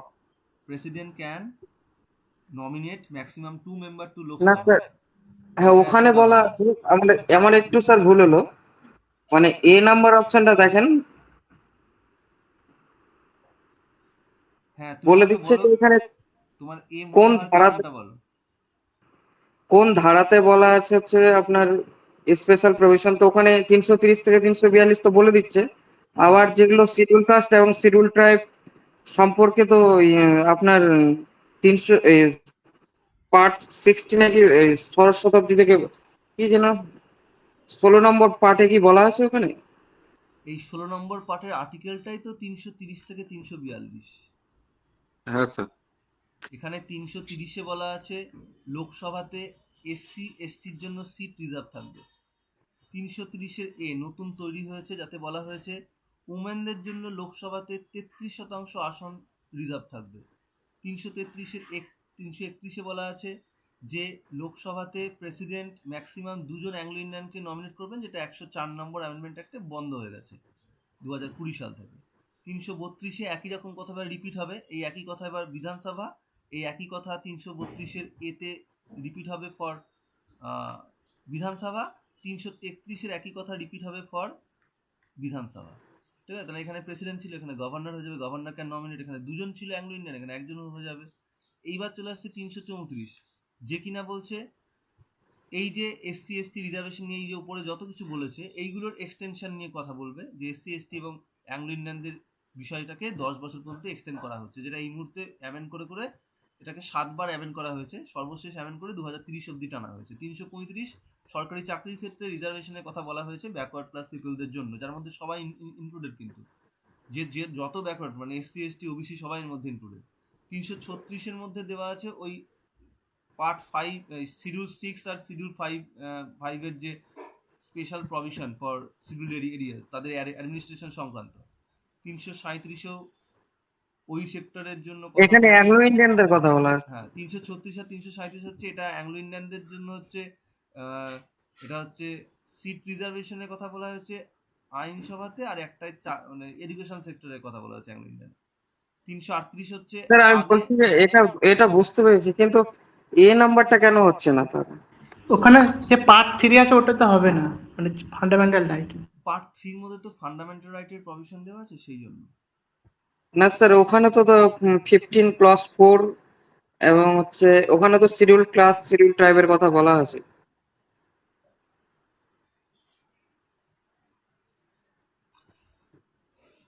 পার্ট 16-এর প্রভিশন, আচ্ছা তুমি বলছো এটা, সেটা ঠিকই বলেছো, কোনো ভুল বলনি। বিশেষ করে মাইনরিটিস যদি বিষয় বলি, মাইনরিটিসের প্রভিশন শুধুমাত্র পার্ট 3-তেই দেওয়া আছে 29 আর 30-এর মধ্যে, যেটা আমরা কিন্তু স্যার পার্ট 42তম আর্টিকেলে যেটা আছে, এটা হচ্ছে কি মানে তপশিলি জাতির কথা বলা হয়েছিল। না, এটা হ্যাঁ শিডিউল টাইপের ডেফিনেশন দেওয়া আছে। 341-এ হুম আছে হুম শিডিউল কাস্টের ডেফিনেশন, কাস্ট 342-এ আছে শিডিউল টাইপের ডেফিনেশন।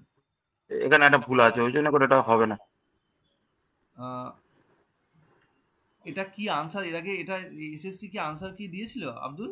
হ্যাঁ স্যার, এটা হ্যাঁ আনসার স্যার, দিয়েছে, পার্ট পার্ট এইটা দিয়ে সি দেওয়া আছে, সি। হ্যাঁ, তো সেই অনুযায়ী তারা সি দিয়েছে, কিন্তু যদি আমরা ডিফাইন করি কিন্তু আমি তো সঠিকভাবে, দেখেছি স্যার এ নাম্বার অ্যান্সার নিয়েছে। কে এসএসসি না কে, কার কথা হ্যাঁ, বলছো? SSC sir. না স্যার, আমার কাছে বই আছে, আমি দেখছিলাম এক্ষুনি, আমি ওই ওইটা হচ্ছে সি, অ্যান্সার সি নিয়েছে। মানে এটা কি আনসার ওয়েবসাইটে শেয়ার করেছিল? স্যার ওয়েবসাইটে যখন ওরা তো প্রথমে দিয়েছিল, তারপরে যেটা ফাইনাল অ্যান্সার কি দিয়েছিল সেভাবে ওরা মানে দেয়নি, ওয়েবসাইটে তো অ্যান্সার দিয়ে দিয়েছিল। কিন্তু যে টিচার গুলো পাস করেছে, হ্যাঁ, এই কোশ্চেনের এটা অ্যান্সার নিয়ে যত নাম্বার দাঁড়িয়েছিল সেটা কাউন্ট করে মানে দেখাচ্ছে যে ঠিকই আছে, ওই হিসাবে ওটা হচ্ছে। মানে ওরা অফিসিয়াল অ্যান্সার কি দিয়েছে, মানে দেয়নি প্রথমে ফাইনালটা, প্রথমে একটা দিয়েছিল কিন্তু ভুলে ভালে ভরা। সেই প্রথমটাই এইটা ছিল, রাইট, তাই তো? স্যার আমি একটা কথা বলবো স্যার, পার্ট থ্রিটা ভুল আছে, অ্যাংলো ইন্ডিয়ার কথা নেই ওখানে, এসসি এসসি কথা আছে পার্ট থ্রিতে, আমি একটু অ্যাংলো বলি ইন্ডিয়ার এবার। কথা কোনো উল্লেখ নেই। আচ্ছা আমি বলবো, এখানে কিন্তু যেহেতু পার্ট 3-তে মাইনরিটি কথা বলা আছে স্যার। যেহেতু এখানে মাইনরিটি কথা আছে কিন্তু অ্যাংলো ইন্ডিয়ার কথা নেই, এসসি এসসি কথা আছে কিন্তু মাইনরিটি কথা আছে কিন্তু অ্যাংলো ইন্ডিয়ার কথা নেই। আমি বলি এবার, আচ্ছা, এখানে দেখো SC, ST, Anglo Indian, minority এতগুলোর কথা বলা হয়েছে। তো আমরা যদি 330 থেকে 342 পোর্শনটা দেখি, তাহলে এর মধ্যে আছে এসসির কথা বলা আছে, এসটির কথা বলা হয়েছে, এর মধ্যে অ্যাংলো ইন্ডিয়ানের কথা বলা আছে, যেটা আমি এতক্ষণ ডিফাইনও করছিলাম, যেটা তোমাদের নোটসে প্রোভাইডও করা হয়েছে, ক্লাসও করানো হয়েছে। এসসি, এসটি, অ্যাংলো ইন্ডিয়ান ছাড়া আর কি আছে সেটা আমি বলে দিচ্ছি, যেটা কোশ্চেনের সঙ্গে কানেক্টেড নয়, তাও বলে দিচ্ছি। এর মধ্যে ওবিসির কথা বলা আছে, এর মধ্যে মহিলাদের কথাও বলা আছে।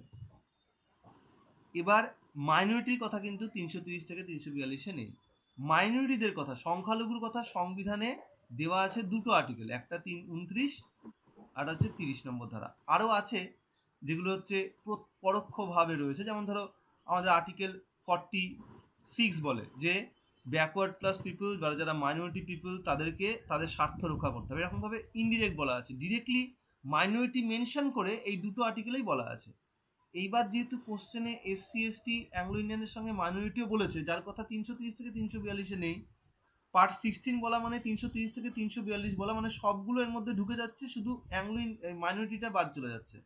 তাই মাইনরিটিটাকে যদি অ্যাড করতে হয় তাহলে আনসার অপশন একেই করা উচিত।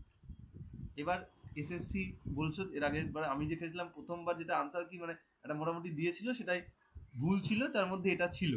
এবার আব্দুল বলছো যে একদমই তাই, যে কাউন্টিং এ এটা পেয়েছে, তো পাওয়াটা স্বাভাবিক। তো রাইট আনসারটা অপশন এই হওয়া উচিত। ঠিক আছে, ক্লিয়ার? যুক্তিটা সবাই ক্লিয়ার? লাস্কার বুঝতে পেরেছো? হ্যাঁ স্যার, বুঝতে পেরেছি।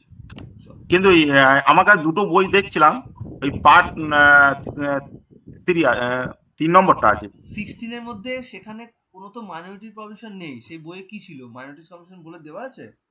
থাকার কথা নয়, কারণ পার্ট 16-এর যে হ্যাঁ স্যার, পার্টটা মাইনরিটি কমিশন তো আছে তো স্যার। কি করে আছে 300 মাইনরিটি? স্যার 338-এর বির মধ্যে আছে তো। সেটা 338-এর বিতে তো ওবিসি সম্পর্কে বলা আছে। তো ওবিসিটা তো মানে মাইনরিটি তো। হ্যাঁ, ওবিসি, আমি সেটাই বলছি, ডিরেক্টলি কিন্তু এখানে মাইনরিটি কমিউনিটির কথা বলা নেই, ওবিসির থ্রু দিয়ে পরোক্ষভাবে বলা আছে। ওবিসির মধ্যে অনেক কমিউনিটি পড়ে, তার মধ্যে মাইনরিটি কমিউনিটি পড়ে, কিন্তু মাইনরিটির জন্য স্পষ্ট করে যে 338-এর বিতে মাইনরিটিদের জন্য কোনো কমিশন তৈরি করার কথা বলেছে তা কিন্তু দেওয়া নেই। যদি থাকতো, আমি একটা এক্সাম্পল দিতে আরো ভালো করে বুঝতে পারবে। আমাদের ভারতবর্ষে ন্যাশনাল কমিশন ফর এসসি রয়েছে, national commission for schedule tribe রয়েছে, ন্যাশনাল কমিশন ফর ওবিসি রয়েছে, ন্যাশনাল কমিশন ফর মাইনরিটি কি রয়েছে? নিশ্চয়ই রয়েছে। এই ন্যাশনাল কমিশন ফর মাইনরিটি রয়েছে, ওবিসিও রয়েছে, তাহলে যদি ওবিসির মধ্যে মাইনরিটি ইনক্লুড হয়ে যায় তাহলে আর মাইনরিটি কমিউনিটি তৈরি করার দরকার ছিল না। কিন্তু ভারতবর্ষে ন্যাশনাল কমিশন ফর মাইনরিটি রয়েছে। এই তিনটে সাংবিধানিক স্বীকৃতি পেয়েছে, এখন অবধি এটা পায়নি, এটা এখন অবধি স্ট্যাচুটরি স্ট্যাটাসেই রয়েছে। কিন্তু আলাদা কমিশন রয়েছে মাইনরিটিদের জন্য, 6টা কমিউনিটি এখনো অবধি গ্র্যান্টেড হয়েছে ভারতবর্ষে মাইনরিটি, সেগুলো এই মাইনরিটি কমিশনের রেকমেন্ডেশনেই প্রেসিডেন্ট বিভিন্ন সময় গ্র্যান্টেড করেছে। তাহলে যদি ওবিসির মধ্যেই ন্যাশনাল কমিশন মানে মাইনরিটির বিষয়টা যুক্ত থাকতো, তাহলে আলাদা করে মাইনরিটি কমিশন তৈরি করার দরকার ছিল না। বুঝা গেছে? তাই হতে পারে যে ওবিসির মধ্যে পরোক্ষভাবে দেওয়া আছে, কিন্তু ইন ডিটেলসে ডিফাইন করা আছে কিন্তু 29 আর 30-এর মধ্যে। এবং যেখানে অপশন দিয়ে রেখেছে, এরকম নয় যে আমরা জোর করে এটা বলছি, এখানে অপশন দিয়ে রেখেছে। যদি নাই হতো তাহলে এখানে অপশন দেওয়ার প্রয়োজন ছিল না এইটা, তাহলে তারা শুধু এই একটাতে এইরকম দিত আর একটাতে অন্য কিছু দিত, পার্ট 3 দিত। এই দিয়েছে এই জন্যই যাতে 29-30-কেও ইনক্লুড করে এখানে আনসার করা যায়। ওকে, এবার যে বইয়ে আছে সেই বইটা একবার আমাকে সেন্ড করো ছবি তুলে, ঠিক আছে? চলো, when was the first 5-year plan introduce? 1951। Easy question. কি লস করে কি উত্তর পছন্দ হয়নি? বলা শুনে হ্যাঁ না, সেটা না, চলো, পছন্দ না। আমি যা বুঝি ভাই সেটা আমি বললাম। আব্দুল স্যার বিভিন্ন বইতে বিভিন্ন রকম একটা অ্যান্সার আছে, কোথাও এ আছে, কোথাও সি আছে, কোথাও হ্যাঁ, বিও ওই দেওয়া হচ্ছে আছে। ব্যাপার স্যার, অনেক বইতে সি আছে, আমার কাছে 2-3টে বই আছে, আমার পড়া আছে, আবার বলি, সি উত্তর করেছে। বইগুলো এবিসিডি ব্যক্তি লিখেছেন, হয়তো নামও আছে খুব বড় বড় ব্যক্তি, সেই বইগুলো কেউ এরা খুলেও দেখে না। কিছু কিছু কিছু জায়গায় আমি মক বানিয়ে দিয়েছি, রিটেন করে বানিয়ে দিয়ে দিয়েছি, ওরা এবার ওটাকে টাইপ করাচ্ছে অন্য লোককে দিয়ে, সেটাকে আমাকে আর চেক করায়নি মানে বলেনি যে চেক করতে, এরকম না, আমাকে বলেছে চেক করতে, কিন্তু আমি টাইম পাইনি আমার চেক করার সময়, আর আমি চেক করে দিইনি, আমি লিখে দিয়েছি, তোমাদের এবার যা করার করে না। কারণ ওখানে আমার তো নাম নেই ভাই, ওখানে যদি ভুল বেরোয় তাহলে কেউ আমাকে ক্লেমও করবে না, ফলে আমি ওটাকে চেক করার টাইম নেই বলে আমি চেক করতে পারিনি। যদি নিজের বই হতো আমি হয়তো একটু কেয়ারফুলি চেক করতাম। এবার যদি ওই প্রশ্নের মধ্যে কোথাও ভুল থাকে আর সেই ভুল দেখে যদি কোনো স্টুডেন্ট পড়াশোনা করে তো অবভিয়াসলি ভুলই হবে। কিন্তু সেটা আমি তো ভুল দিইনি, আমি তো ঠিক দিয়েছি, তারা টাইপ করতে গিয়ে ভুল করেছে, হোয়াট এভার, কোনোভাবে ভুল হয়েছে। বুঝতে পারছি, এই ঘটনাটাই ঘটে বইয়ের ক্ষেত্রে। কোনো বইয়ে অথেন্টিক কারোর বই না, অক্সফোর্ডের পাবলিশার্সের বইও ভুল থাকে। বই এরর ফ্রি করা মানে ইম্পসিবল একটা কাজ। এবার তাও যদি হতো যে 4-5টা পুনর্মুদ্রণ হয়েছে, আবার নতুন করে তৈরি হয়েছে, মডিফাই হয়েছে, তাহলে ভুলটা অনেকটা কিওর হতো। এখানে তো সেই সুযোগই নেই। 2-3 মাস পরে পরীক্ষা, ওই রাতোরাত বই ছাপিয়ে বার করে বিক্রি করতে হয়েছে। ফলে বইয়ের মধ্যে ভুল থাকে, বইটাকে একদম চরম সত্যি করে মনে করো না। হ্যাঁ, এবার দেখা গেলো পুরোনো কোনো টেক্সট বই, এনসিইআরটির বই, এগুলোকে তাও ফলো করতে পারো, বা ভারতের সংবিধান পাক্কা এটাকে তুমি ফলো করতে পারো। কিন্তু ওই একটা নতুন বই বেরিয়েছে কোন এই হাওড়া পাবলিশার্স বা ওই অমুক নামের পাবলিশার, সেই বইয়ের উপর অথেন্টিকের উপর বেস করে কিন্তু আনসার করতে চাও না। তুমি যেটা জানো বা যুক্তি দিয়ে সেটাকে বোঝো, বা তোমার পুরোনো টেক্সট বই আছে, নোটস আছে, সেগুলোকে অনেক বেশি অথেন্টিক বলে মনে করো। ঠিক আছে, সেটা আমার মনে হয় ঠিক হবে। আচ্ছা, চলো পরের প্রশ্নে যাই। 46, when was the national development council was formed? Easy প্রশ্ন। 52 সালে ফর্মেশন হয়েছে। আর ইন্টারস্টেট কাউন্সিল কবে ফর্মেশন করে? 1956। এটাকে তো রেকমেন্ডই করলো 1987 স্যার সরকারি কমিশন রেকমেন্ড করেছে 1989। 90 সালে ওটা দিয়েও কোশ্চেন দেয়। এটা কিন্তু আর্টিকেল 263 সেটার উপর বেস করে এস্টাবলিশ করা হয়েছে। Which of the following is not a duty of district magistrate? কোনটা কাজের মধ্যে পড়ে না?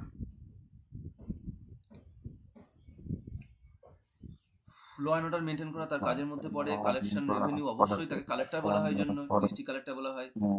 পভার্টি এলিভেশন, বিভিন্ন প্রোগ্রাম তো অবভিয়াসলি সে করে, কিন্তু ইলেকশন তার আন্ডারে নয়, এটা স্টেট ইলেকশন কমিশন করে। না, লোকাল বডি মানে এটা হবে পঞ্চায়েত নির্বাচন বা মিউনিসিপ্যালিটি নির্বাচনের কথা বলছি। স্যার ডিস্ট্রিক্ট ম্যাজিস্ট্রেট কি ডেপুটি কমিশনারও বলা হয়? Deputy commissioner of what? District কালেক্টরের। ডিস্ট্রিক্ট ম্যাজিস্ট্রেটকে ডিস্ট্রিক্ট কালেক্টর বলা হয়। কমিশনার হ্যাঁ, তো এই টার্মটা ইউজ করা হয় না। কমিশনার শুধু কলকাতাতে রয়েছে। ঠিক আছে স্যার আমি সার্চ করে দেখছিলাম এসে, তো দেখাচ্ছিল যে স্যার কোথাও কোথাও ওটা মানে সিমিলারলি ইউজ করা হয়। কোথাও মানে কোথাও একটা হতে কোশ্চেন পারে, সেটা এক্সেপশনাল, যেটা আমি বললাম কলকাতার ক্ষেত্রে যেমন ফলো হয়। কিন্তু বেসিক্যালি ডিস্ট্রিক্ট ম্যাজিস্ট্রেট মানে ডিস্ট্রিক্ট কালেক্টর। তিনি কালেক্টর কেন? কারণ তিনি রেভিনিউ কালেক্ট করেন, ওই জন্য কালেক্ট তাকে করে। পোস্টের সঙ্গে পড়ে না কালেক্টর সাহেব। কালেক্টর বিকজ অফ কি তিনি রেভিনিউ কালেক্ট করেন ওই এরিয়ায়। ঠিক আছে, স্যার এই কোশ্চেনের অ্যান্সারটা তো সি হওয়ার কথা। কেন? স্যার জেলার যাবতীয় নির্বাচন পরিচালনা ডিস্ট্রিক্ট কালেক্টর থাকে, তো ওকে তো রিটার্নিং অফিসার এই জন্যই বলে। সে কি নিজে সেটা কি নিজে তার নিয়ন্ত্রণ করে? কন্ডাক্ট মানে সে পরিচালনা করে। জেলার পরিচালনাকারী কে? প্রত্যেকটা স্টেট ইলেকশন কমিশনার করলো, কিন্তু জেলার যেগুলো যাবতীয় নির্বাচন হয় কিনা সেটা তো জেলা শাসকের একটা কাজ। তাহলে আমি বলবো যে আমার চেনা একজন প্রাইমারি স্কুলের টিচার, সে প্রত্যেকবার নির্বাচনের সময় যায়। তাহলে কি আমি বলবো যে প্রাইমারি স্কুলের টিচারের কাজ হচ্ছে নির্বাচন করানো? বা ব্যাংকের এমপ্লয়ীদের তো নির্বাচনের সময় নেওয়া হয়। এটা আমাদের সংবিধানে বলা আছে যে নির্বাচনের সময় ভারতের রাষ্ট্রপতি এবং গভর্নরের রেকমেন্ডেশনের ভিত্তিতে, মানে তাদেরকে রিকোয়েস্ট করা হয়, ইলেকশন কমিশন রিকোয়েস্ট করে, তার ভিত্তিতে প্রেসিডেন্ট এবং গভর্নরের কাজ হচ্ছে তাকে এমপ্লয় প্রোভাইড করা। কারণ ইলেকশন কমিশনের সেই ক্ষমতা নেই, তার কাছে অত এমপ্লয় নেই। তাই গভর্নর এবং প্রেসিডেন্ট তারা প্রোভাইড করে। গভর্নর কোন ক্ষেত্রে করে? যখন স্টেটের নির্বাচন হয়, পঞ্চায়েতের বা মিউনিসিপ্যালিটির, সেক্ষেত্রে, বা ইলেকশন কমিশন অফ ইন্ডিয়া যখন নির্বাচনগুলো করে, লাইক বিধানসভা নির্বাচন, লোকসভা, তখনও গভর্নর তার জন্য লোক ঠিক করে দেয়।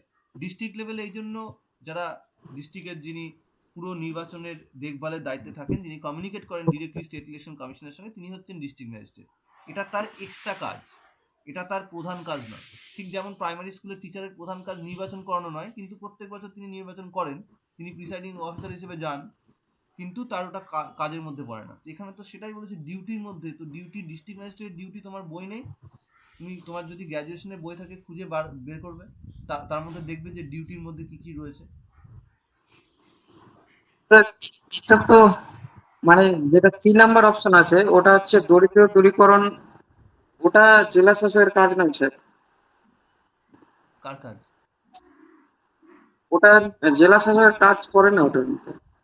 এটা হচ্ছে পঞ্চায়েত এবং মিউনিসিপ্যালিটির কাজের মধ্যে পড়ে। সো পঞ্চায়েত এবং মিউনিসিপ্যালিটির যে ভেরিয়াস টাইপস অফ কাজ, সেই কাজের মধ্যে কাজগুলোর তত্ত্বাবধান করা বা সেটাকে দেখভাল করা ডিস্ট্রিক্ট লেভেল থেকে হয়। ডিস্ট্রিক্ট প্ল্যানিং কমিটি সেটাকে সিদ্ধান্ত নেয় কী করে ওই এলাকার গ্রামীণ মানুষের বা শহরের মানুষের দারিদ্র দূরীকরণ করা হবে, এবং সেই কাজে তাকে তো লিডিং করতে হয় সেই কাজটাকে। এটা তাহলে তুমি বলছো এটা কার কাজ? পভার্টি এলিভেশন, দারিদ্র দূরীকরণ কার কাজ?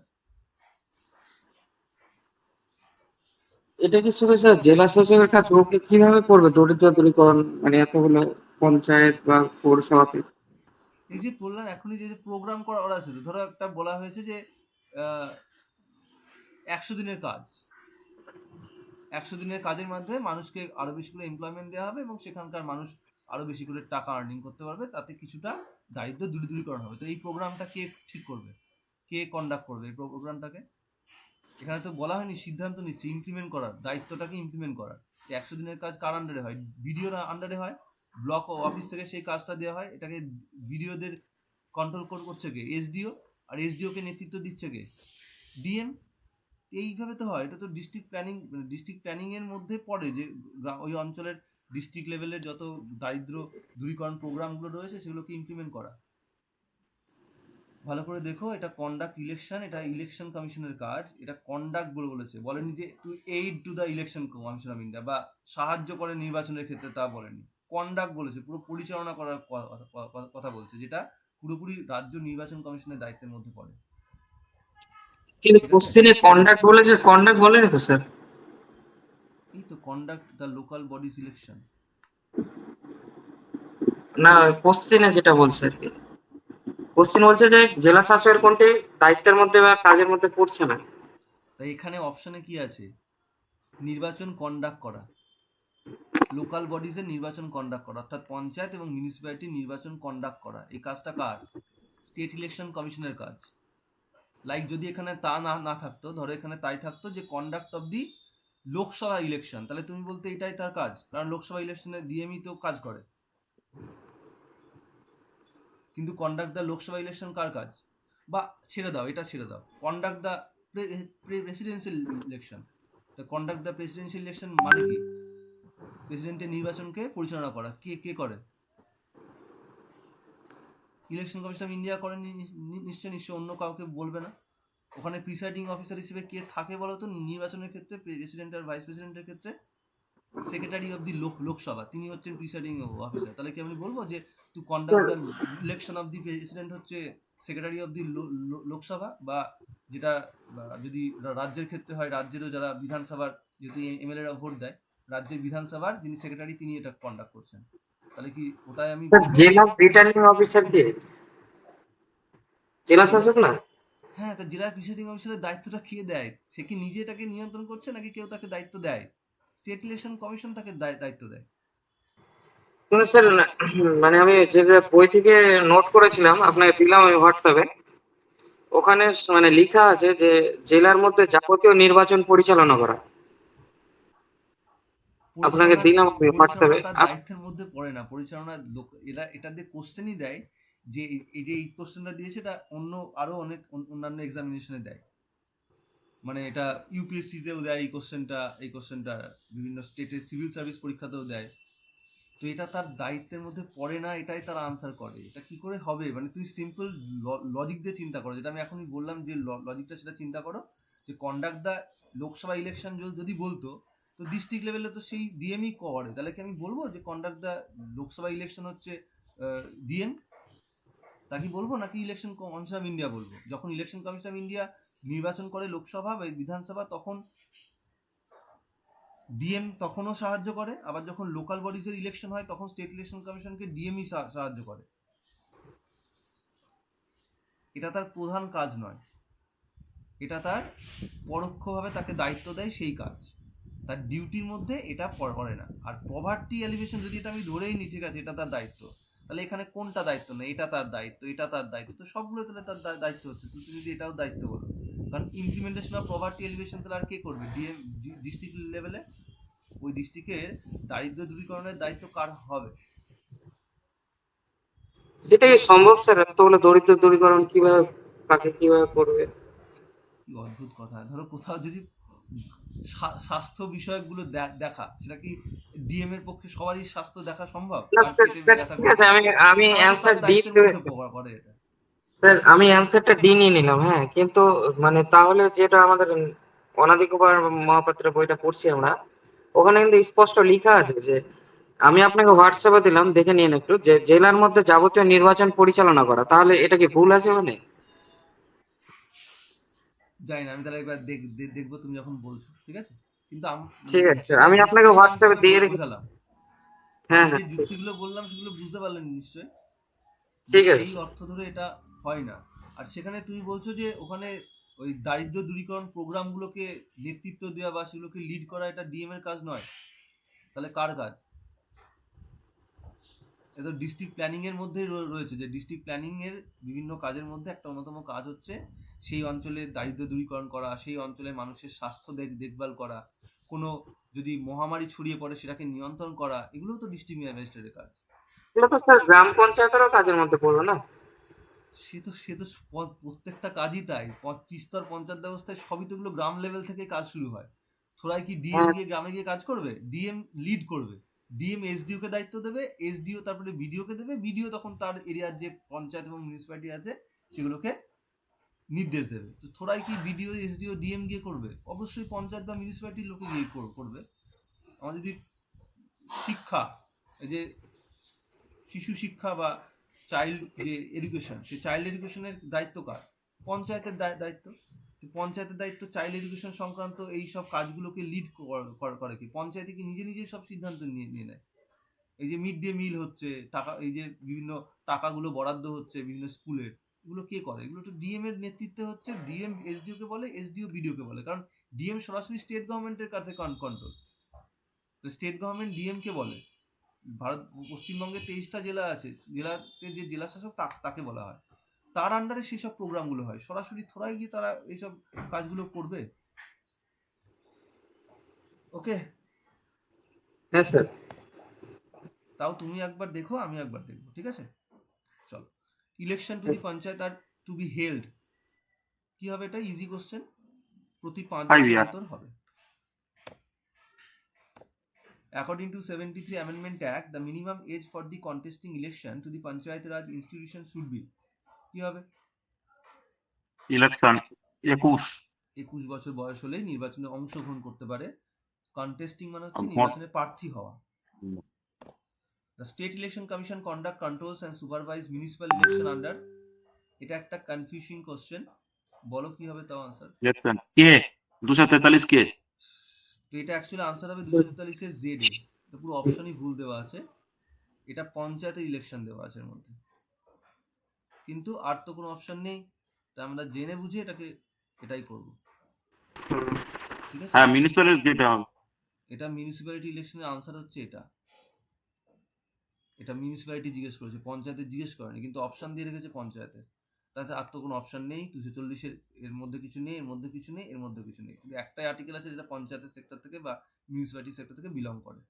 তো এটা অ্যাকচুয়াল আনসার জেড এ হবে। এটা কে করতে হচ্ছে? পঞ্চায়েত ইলেকশনটাকে আনসার করতে হচ্ছে, বিকজ অপশন নেই তাই। তাহলে এটা একটা ভুল কোশ্চেন, ভুল অপশন। চলে আসবো next, the method of the peaceful settlement, কি হবে এটা? ফার্স্ট কবে এটাকে করা হয়, কোন সময়? স্যার হেগ কনফারেন্স 1899 থেকে 1907, এই সময় প্রথম ডিসপিউট সেটেলমেন্টের ব্যবস্থা করা হয় হেগ শহরে। On what date did the UNO adopt an universal declaration of human rights? 10 December 1948। 10 December 1948। এটাকে আমরা কি বলি এই জন্য? Human rights day, HR day. চলো next one, what is the term of non permanent member of the Security Council of UN? 2 years। 2 years. 2 বছরের জন্য নির্বাচিত হয়। ভারতবর্ষ কতবার ইউনাইটেড নেশনসের সিকিউরিটি কাউন্সিলের মেম্বার হয়েছে? 8 বার। এক্স্যাক্টলি। চলে আসবো নেক্সট। দ্য জাজ of the International Court of Justice are elected for a term of ক বছরের জন্য নির্বাচিত 9 হয়? ইয়ার্স, 9 বছর স্যার। 9 9 ইয়ার্স। বছর। এই মুহূর্তে 9 কে আছে ভারতবর্ষের? স্যার ভারতবর্ষে এই মুহূর্তে তো নেই স্যার। দলবীর আমি ভান্ডারী ছিল, জানি, যিনি দলবীর 23 না ভান্ডারী। 5 ছিল একটা। দালবীর ভান্ডারী ছিল, দলবীর ভান্ডারী ছিল স্যার, এখন নেই। পরপর আর নেই। দুটো টার্ম হয়েছিল, তারপরে আর জিততে পারেনি। চলে আসবো, কারা ইলেক্ট করে জাজদেরকে? স্যার জেনারেল অ্যাসেম্বলি করে আর কিসের সিকিউরিটি কাউন্সিলিং এর নিরাপত্তা পরিষদ অনুমোদন করে অনুমোদন নিয়ে সাধারণ সভা। সাধারণ সভা। সেটা করে ইউনাইটেড নেশনসের General Assembly. How many members countries did UNO have on its formation in 1945? 51 50 থাকলে কি করতে অপশনে? 51ই করতাম। এক্স্যাক্টলি 51ই করতাম, কারণ প্রাতিষ্ঠানিক সভা হিসেবে 51 কান্ট্রিকে ধরা হয়। পোল্যান্ড ছিল না প্রথম দফায়, কিন্তু পোল্যান্ডকেও ধরা হয় পরবর্তীকালে ইউএন চার্টারের প্রাতিষ্ঠানিক মেম্বার হিসেবে। সান ফ্রান্সিসকো সম্মেলনে এটা কমপ্লিট হয়। সো এই হচ্ছে আজকে টোটাল এই এসএলএসটি 2016 প্রশ্নটা। আমি ট্রাই করব আবার মাদ্রাসা সার্ভিসের কোশ্চেনটা নিয়েও ডিসকাস করতে। স্যার ওই বলছি অর্ডিন্যান্স ডায়েট একটু বলবেন? হ্যাঁ, অর্ডিন্যান্স ডায়েটটা কিভাবে হয় ওইটা মানে রাজ্যসভার অনুমতি নিয়ে? রাজ্য বলছি মানে রাজ্যের বিধানসভা অনুমতি নিয়ে অর্ডিন্যান্স জারি করে? বলে দিই, 123টা যা হবে 213তে সেটাই রিপিট টেলিকাস্ট, তাই তো? 123-এ কি হয়? প্রধানমন্ত্রী এবং মন্ত্রিসভার মনে হলো যে একটা অর্ডিন্যান্স জারি করতে হবে। কেন? কারণ পার্লামেন্টের অধিবেশন বন্ধ হয়ে গেছে। তাহলে পার্লামেন্টের একটা অধিবেশন বন্ধ হওয়ার পরবর্তী অধিবেশন বসার ম্যাক্সিমাম গ্যাপ 6 মাস হয় ঠিকই, কিন্তু আসলে 6 মাস থাকে না, 3 মাস 4 মাস পরে পরেই আমাদের বাজেট অধিবেশন, মনসুন অধিবেশন এবং উইন্টার অধিবেশন চলে। তাহলে আমি এই ম্যাক্সিমাম ধরে নিয়েই চিন্তা করছি যে মিটিং এই দিনকে হয়ে গেছে, আর এই দিনকে প্রয়োজন হয়েছে নতুন আইনের। তাই মন্ত্রিসভা প্রেসিডেন্টকে রেকমেন্ড করবে যে আপনি এই অর্ডিন্যান্সটা জারি করে দেন। কোন ক্ষেত্রে রেকমেন্ড করতে পারে না? কোনো সংবিধান সংশোধনী বিলে অর্ডিন্যান্স জারি করার রেকমেন্ডেশন করতে পারে না প্রেসিডেন্ট। একমাত্র সাধারণত অর্ডিনারি বিলের ক্ষেত্রেই অর্ডিন্যান্স জারি করে থাকেন। তাহলে প্রেসিডেন্ট অর্ডিন্যান্স জারি করলো কার অ্যাডভাইসে? অন দ্য অ্যাডভাইস অফ ইউকম। জারি করা হয়ে গেল। জারি করা মানে সঙ্গে সঙ্গে সেটা কিন্তু আইন হিসেবে প্রচলন হয়ে যাবে।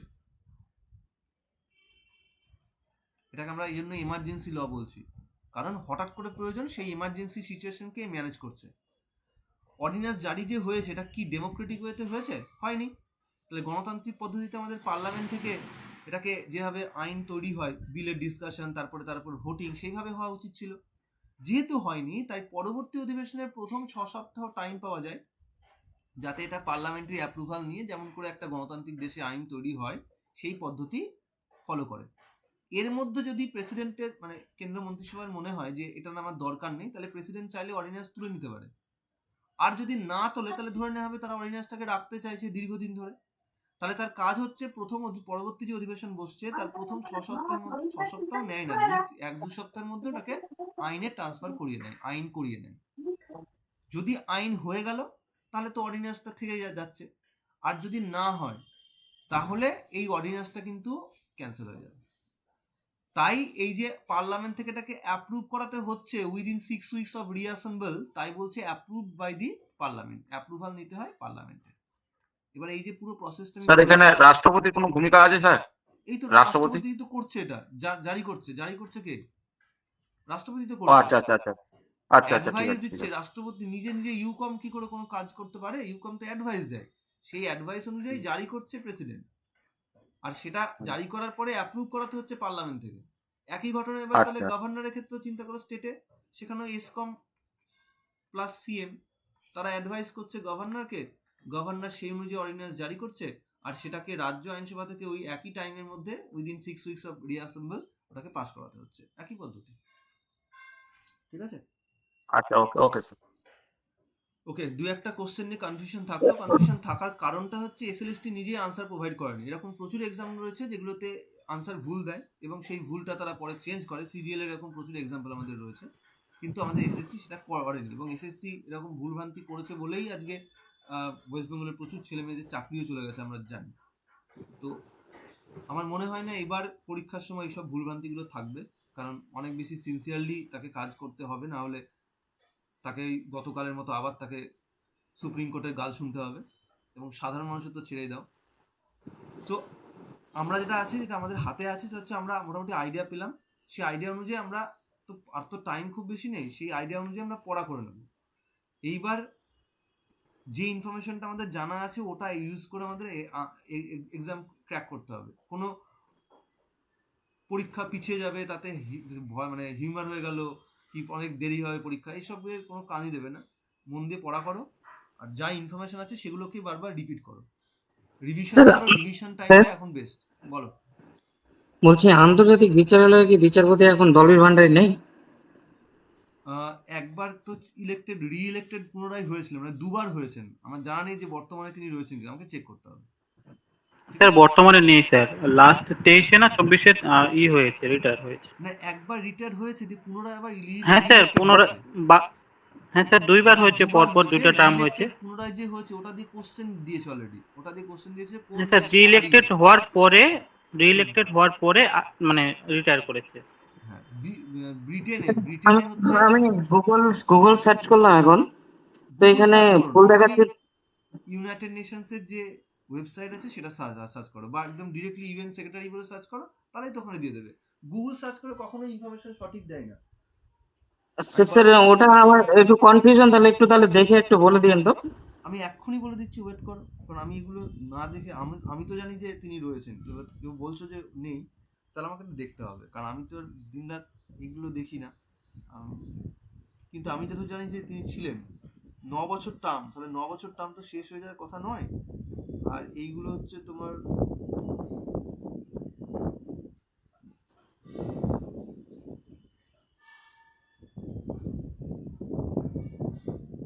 মধ্যে মধ্যে চেঞ্জও হয়ে যেতে পারে, হবে না এরকম আমি বলছি না।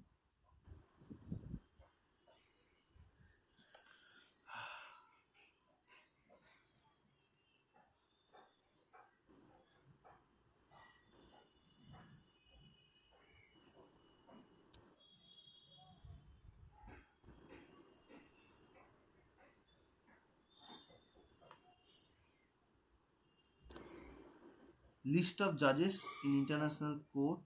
সো আমি একদম ইন্টারন্যাশনাল কোর্ট অফ জাস্টিসের ওয়েবসাইটে ঢুকলাম।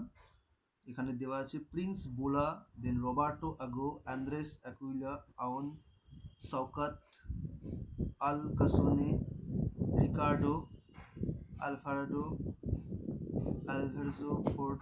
আচ্ছা, এগুলো সব পুরনো। আচ্ছা চলো নিচে চলো, বর্তমানে কারা রয়েছে।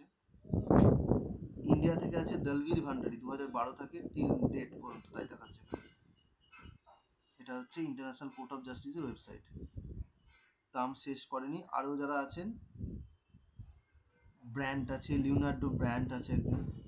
দলবীর ভান্ডারী 2012 সাল থেকে হয়েছে, 9 বছর টার্ম, তার মানে 12 থেকে 21 হচ্ছে টার্ম শেষ হয়ে যাওয়ার কথা, রাইট? তাহলে 21 থেকে আবার টার্ম স্টার্ট হয়েছে, যেটা শেষ হবে হচ্ছে 9 বছর, তাহলে হচ্ছে 2030 অবধি তিনি থাকবেন দলবীর ভান্ডারী। ওকে, আমি পরে স্ক্রিনশট দিয়ে দিচ্ছি, বা তোমরাও নিজে গিয়ে ওয়েবসাইট দেখতে পারো। ওকে স্যার একটা স্ক্রিনশট দিয়ে দিন স্যার আমার আমি গ্রুপে। দিয়ে দেবো, চলো। আমি এটা ইউটিউবে হয়তো দিয়ে দেবো, পাবলিক করে দেবো, একটু এই ভিডিওটা শেয়ার করে দিও, ঠিক আছে? স্যার এটা রেকর্ড করা আছে মানে হ্যাঁ পুরোটা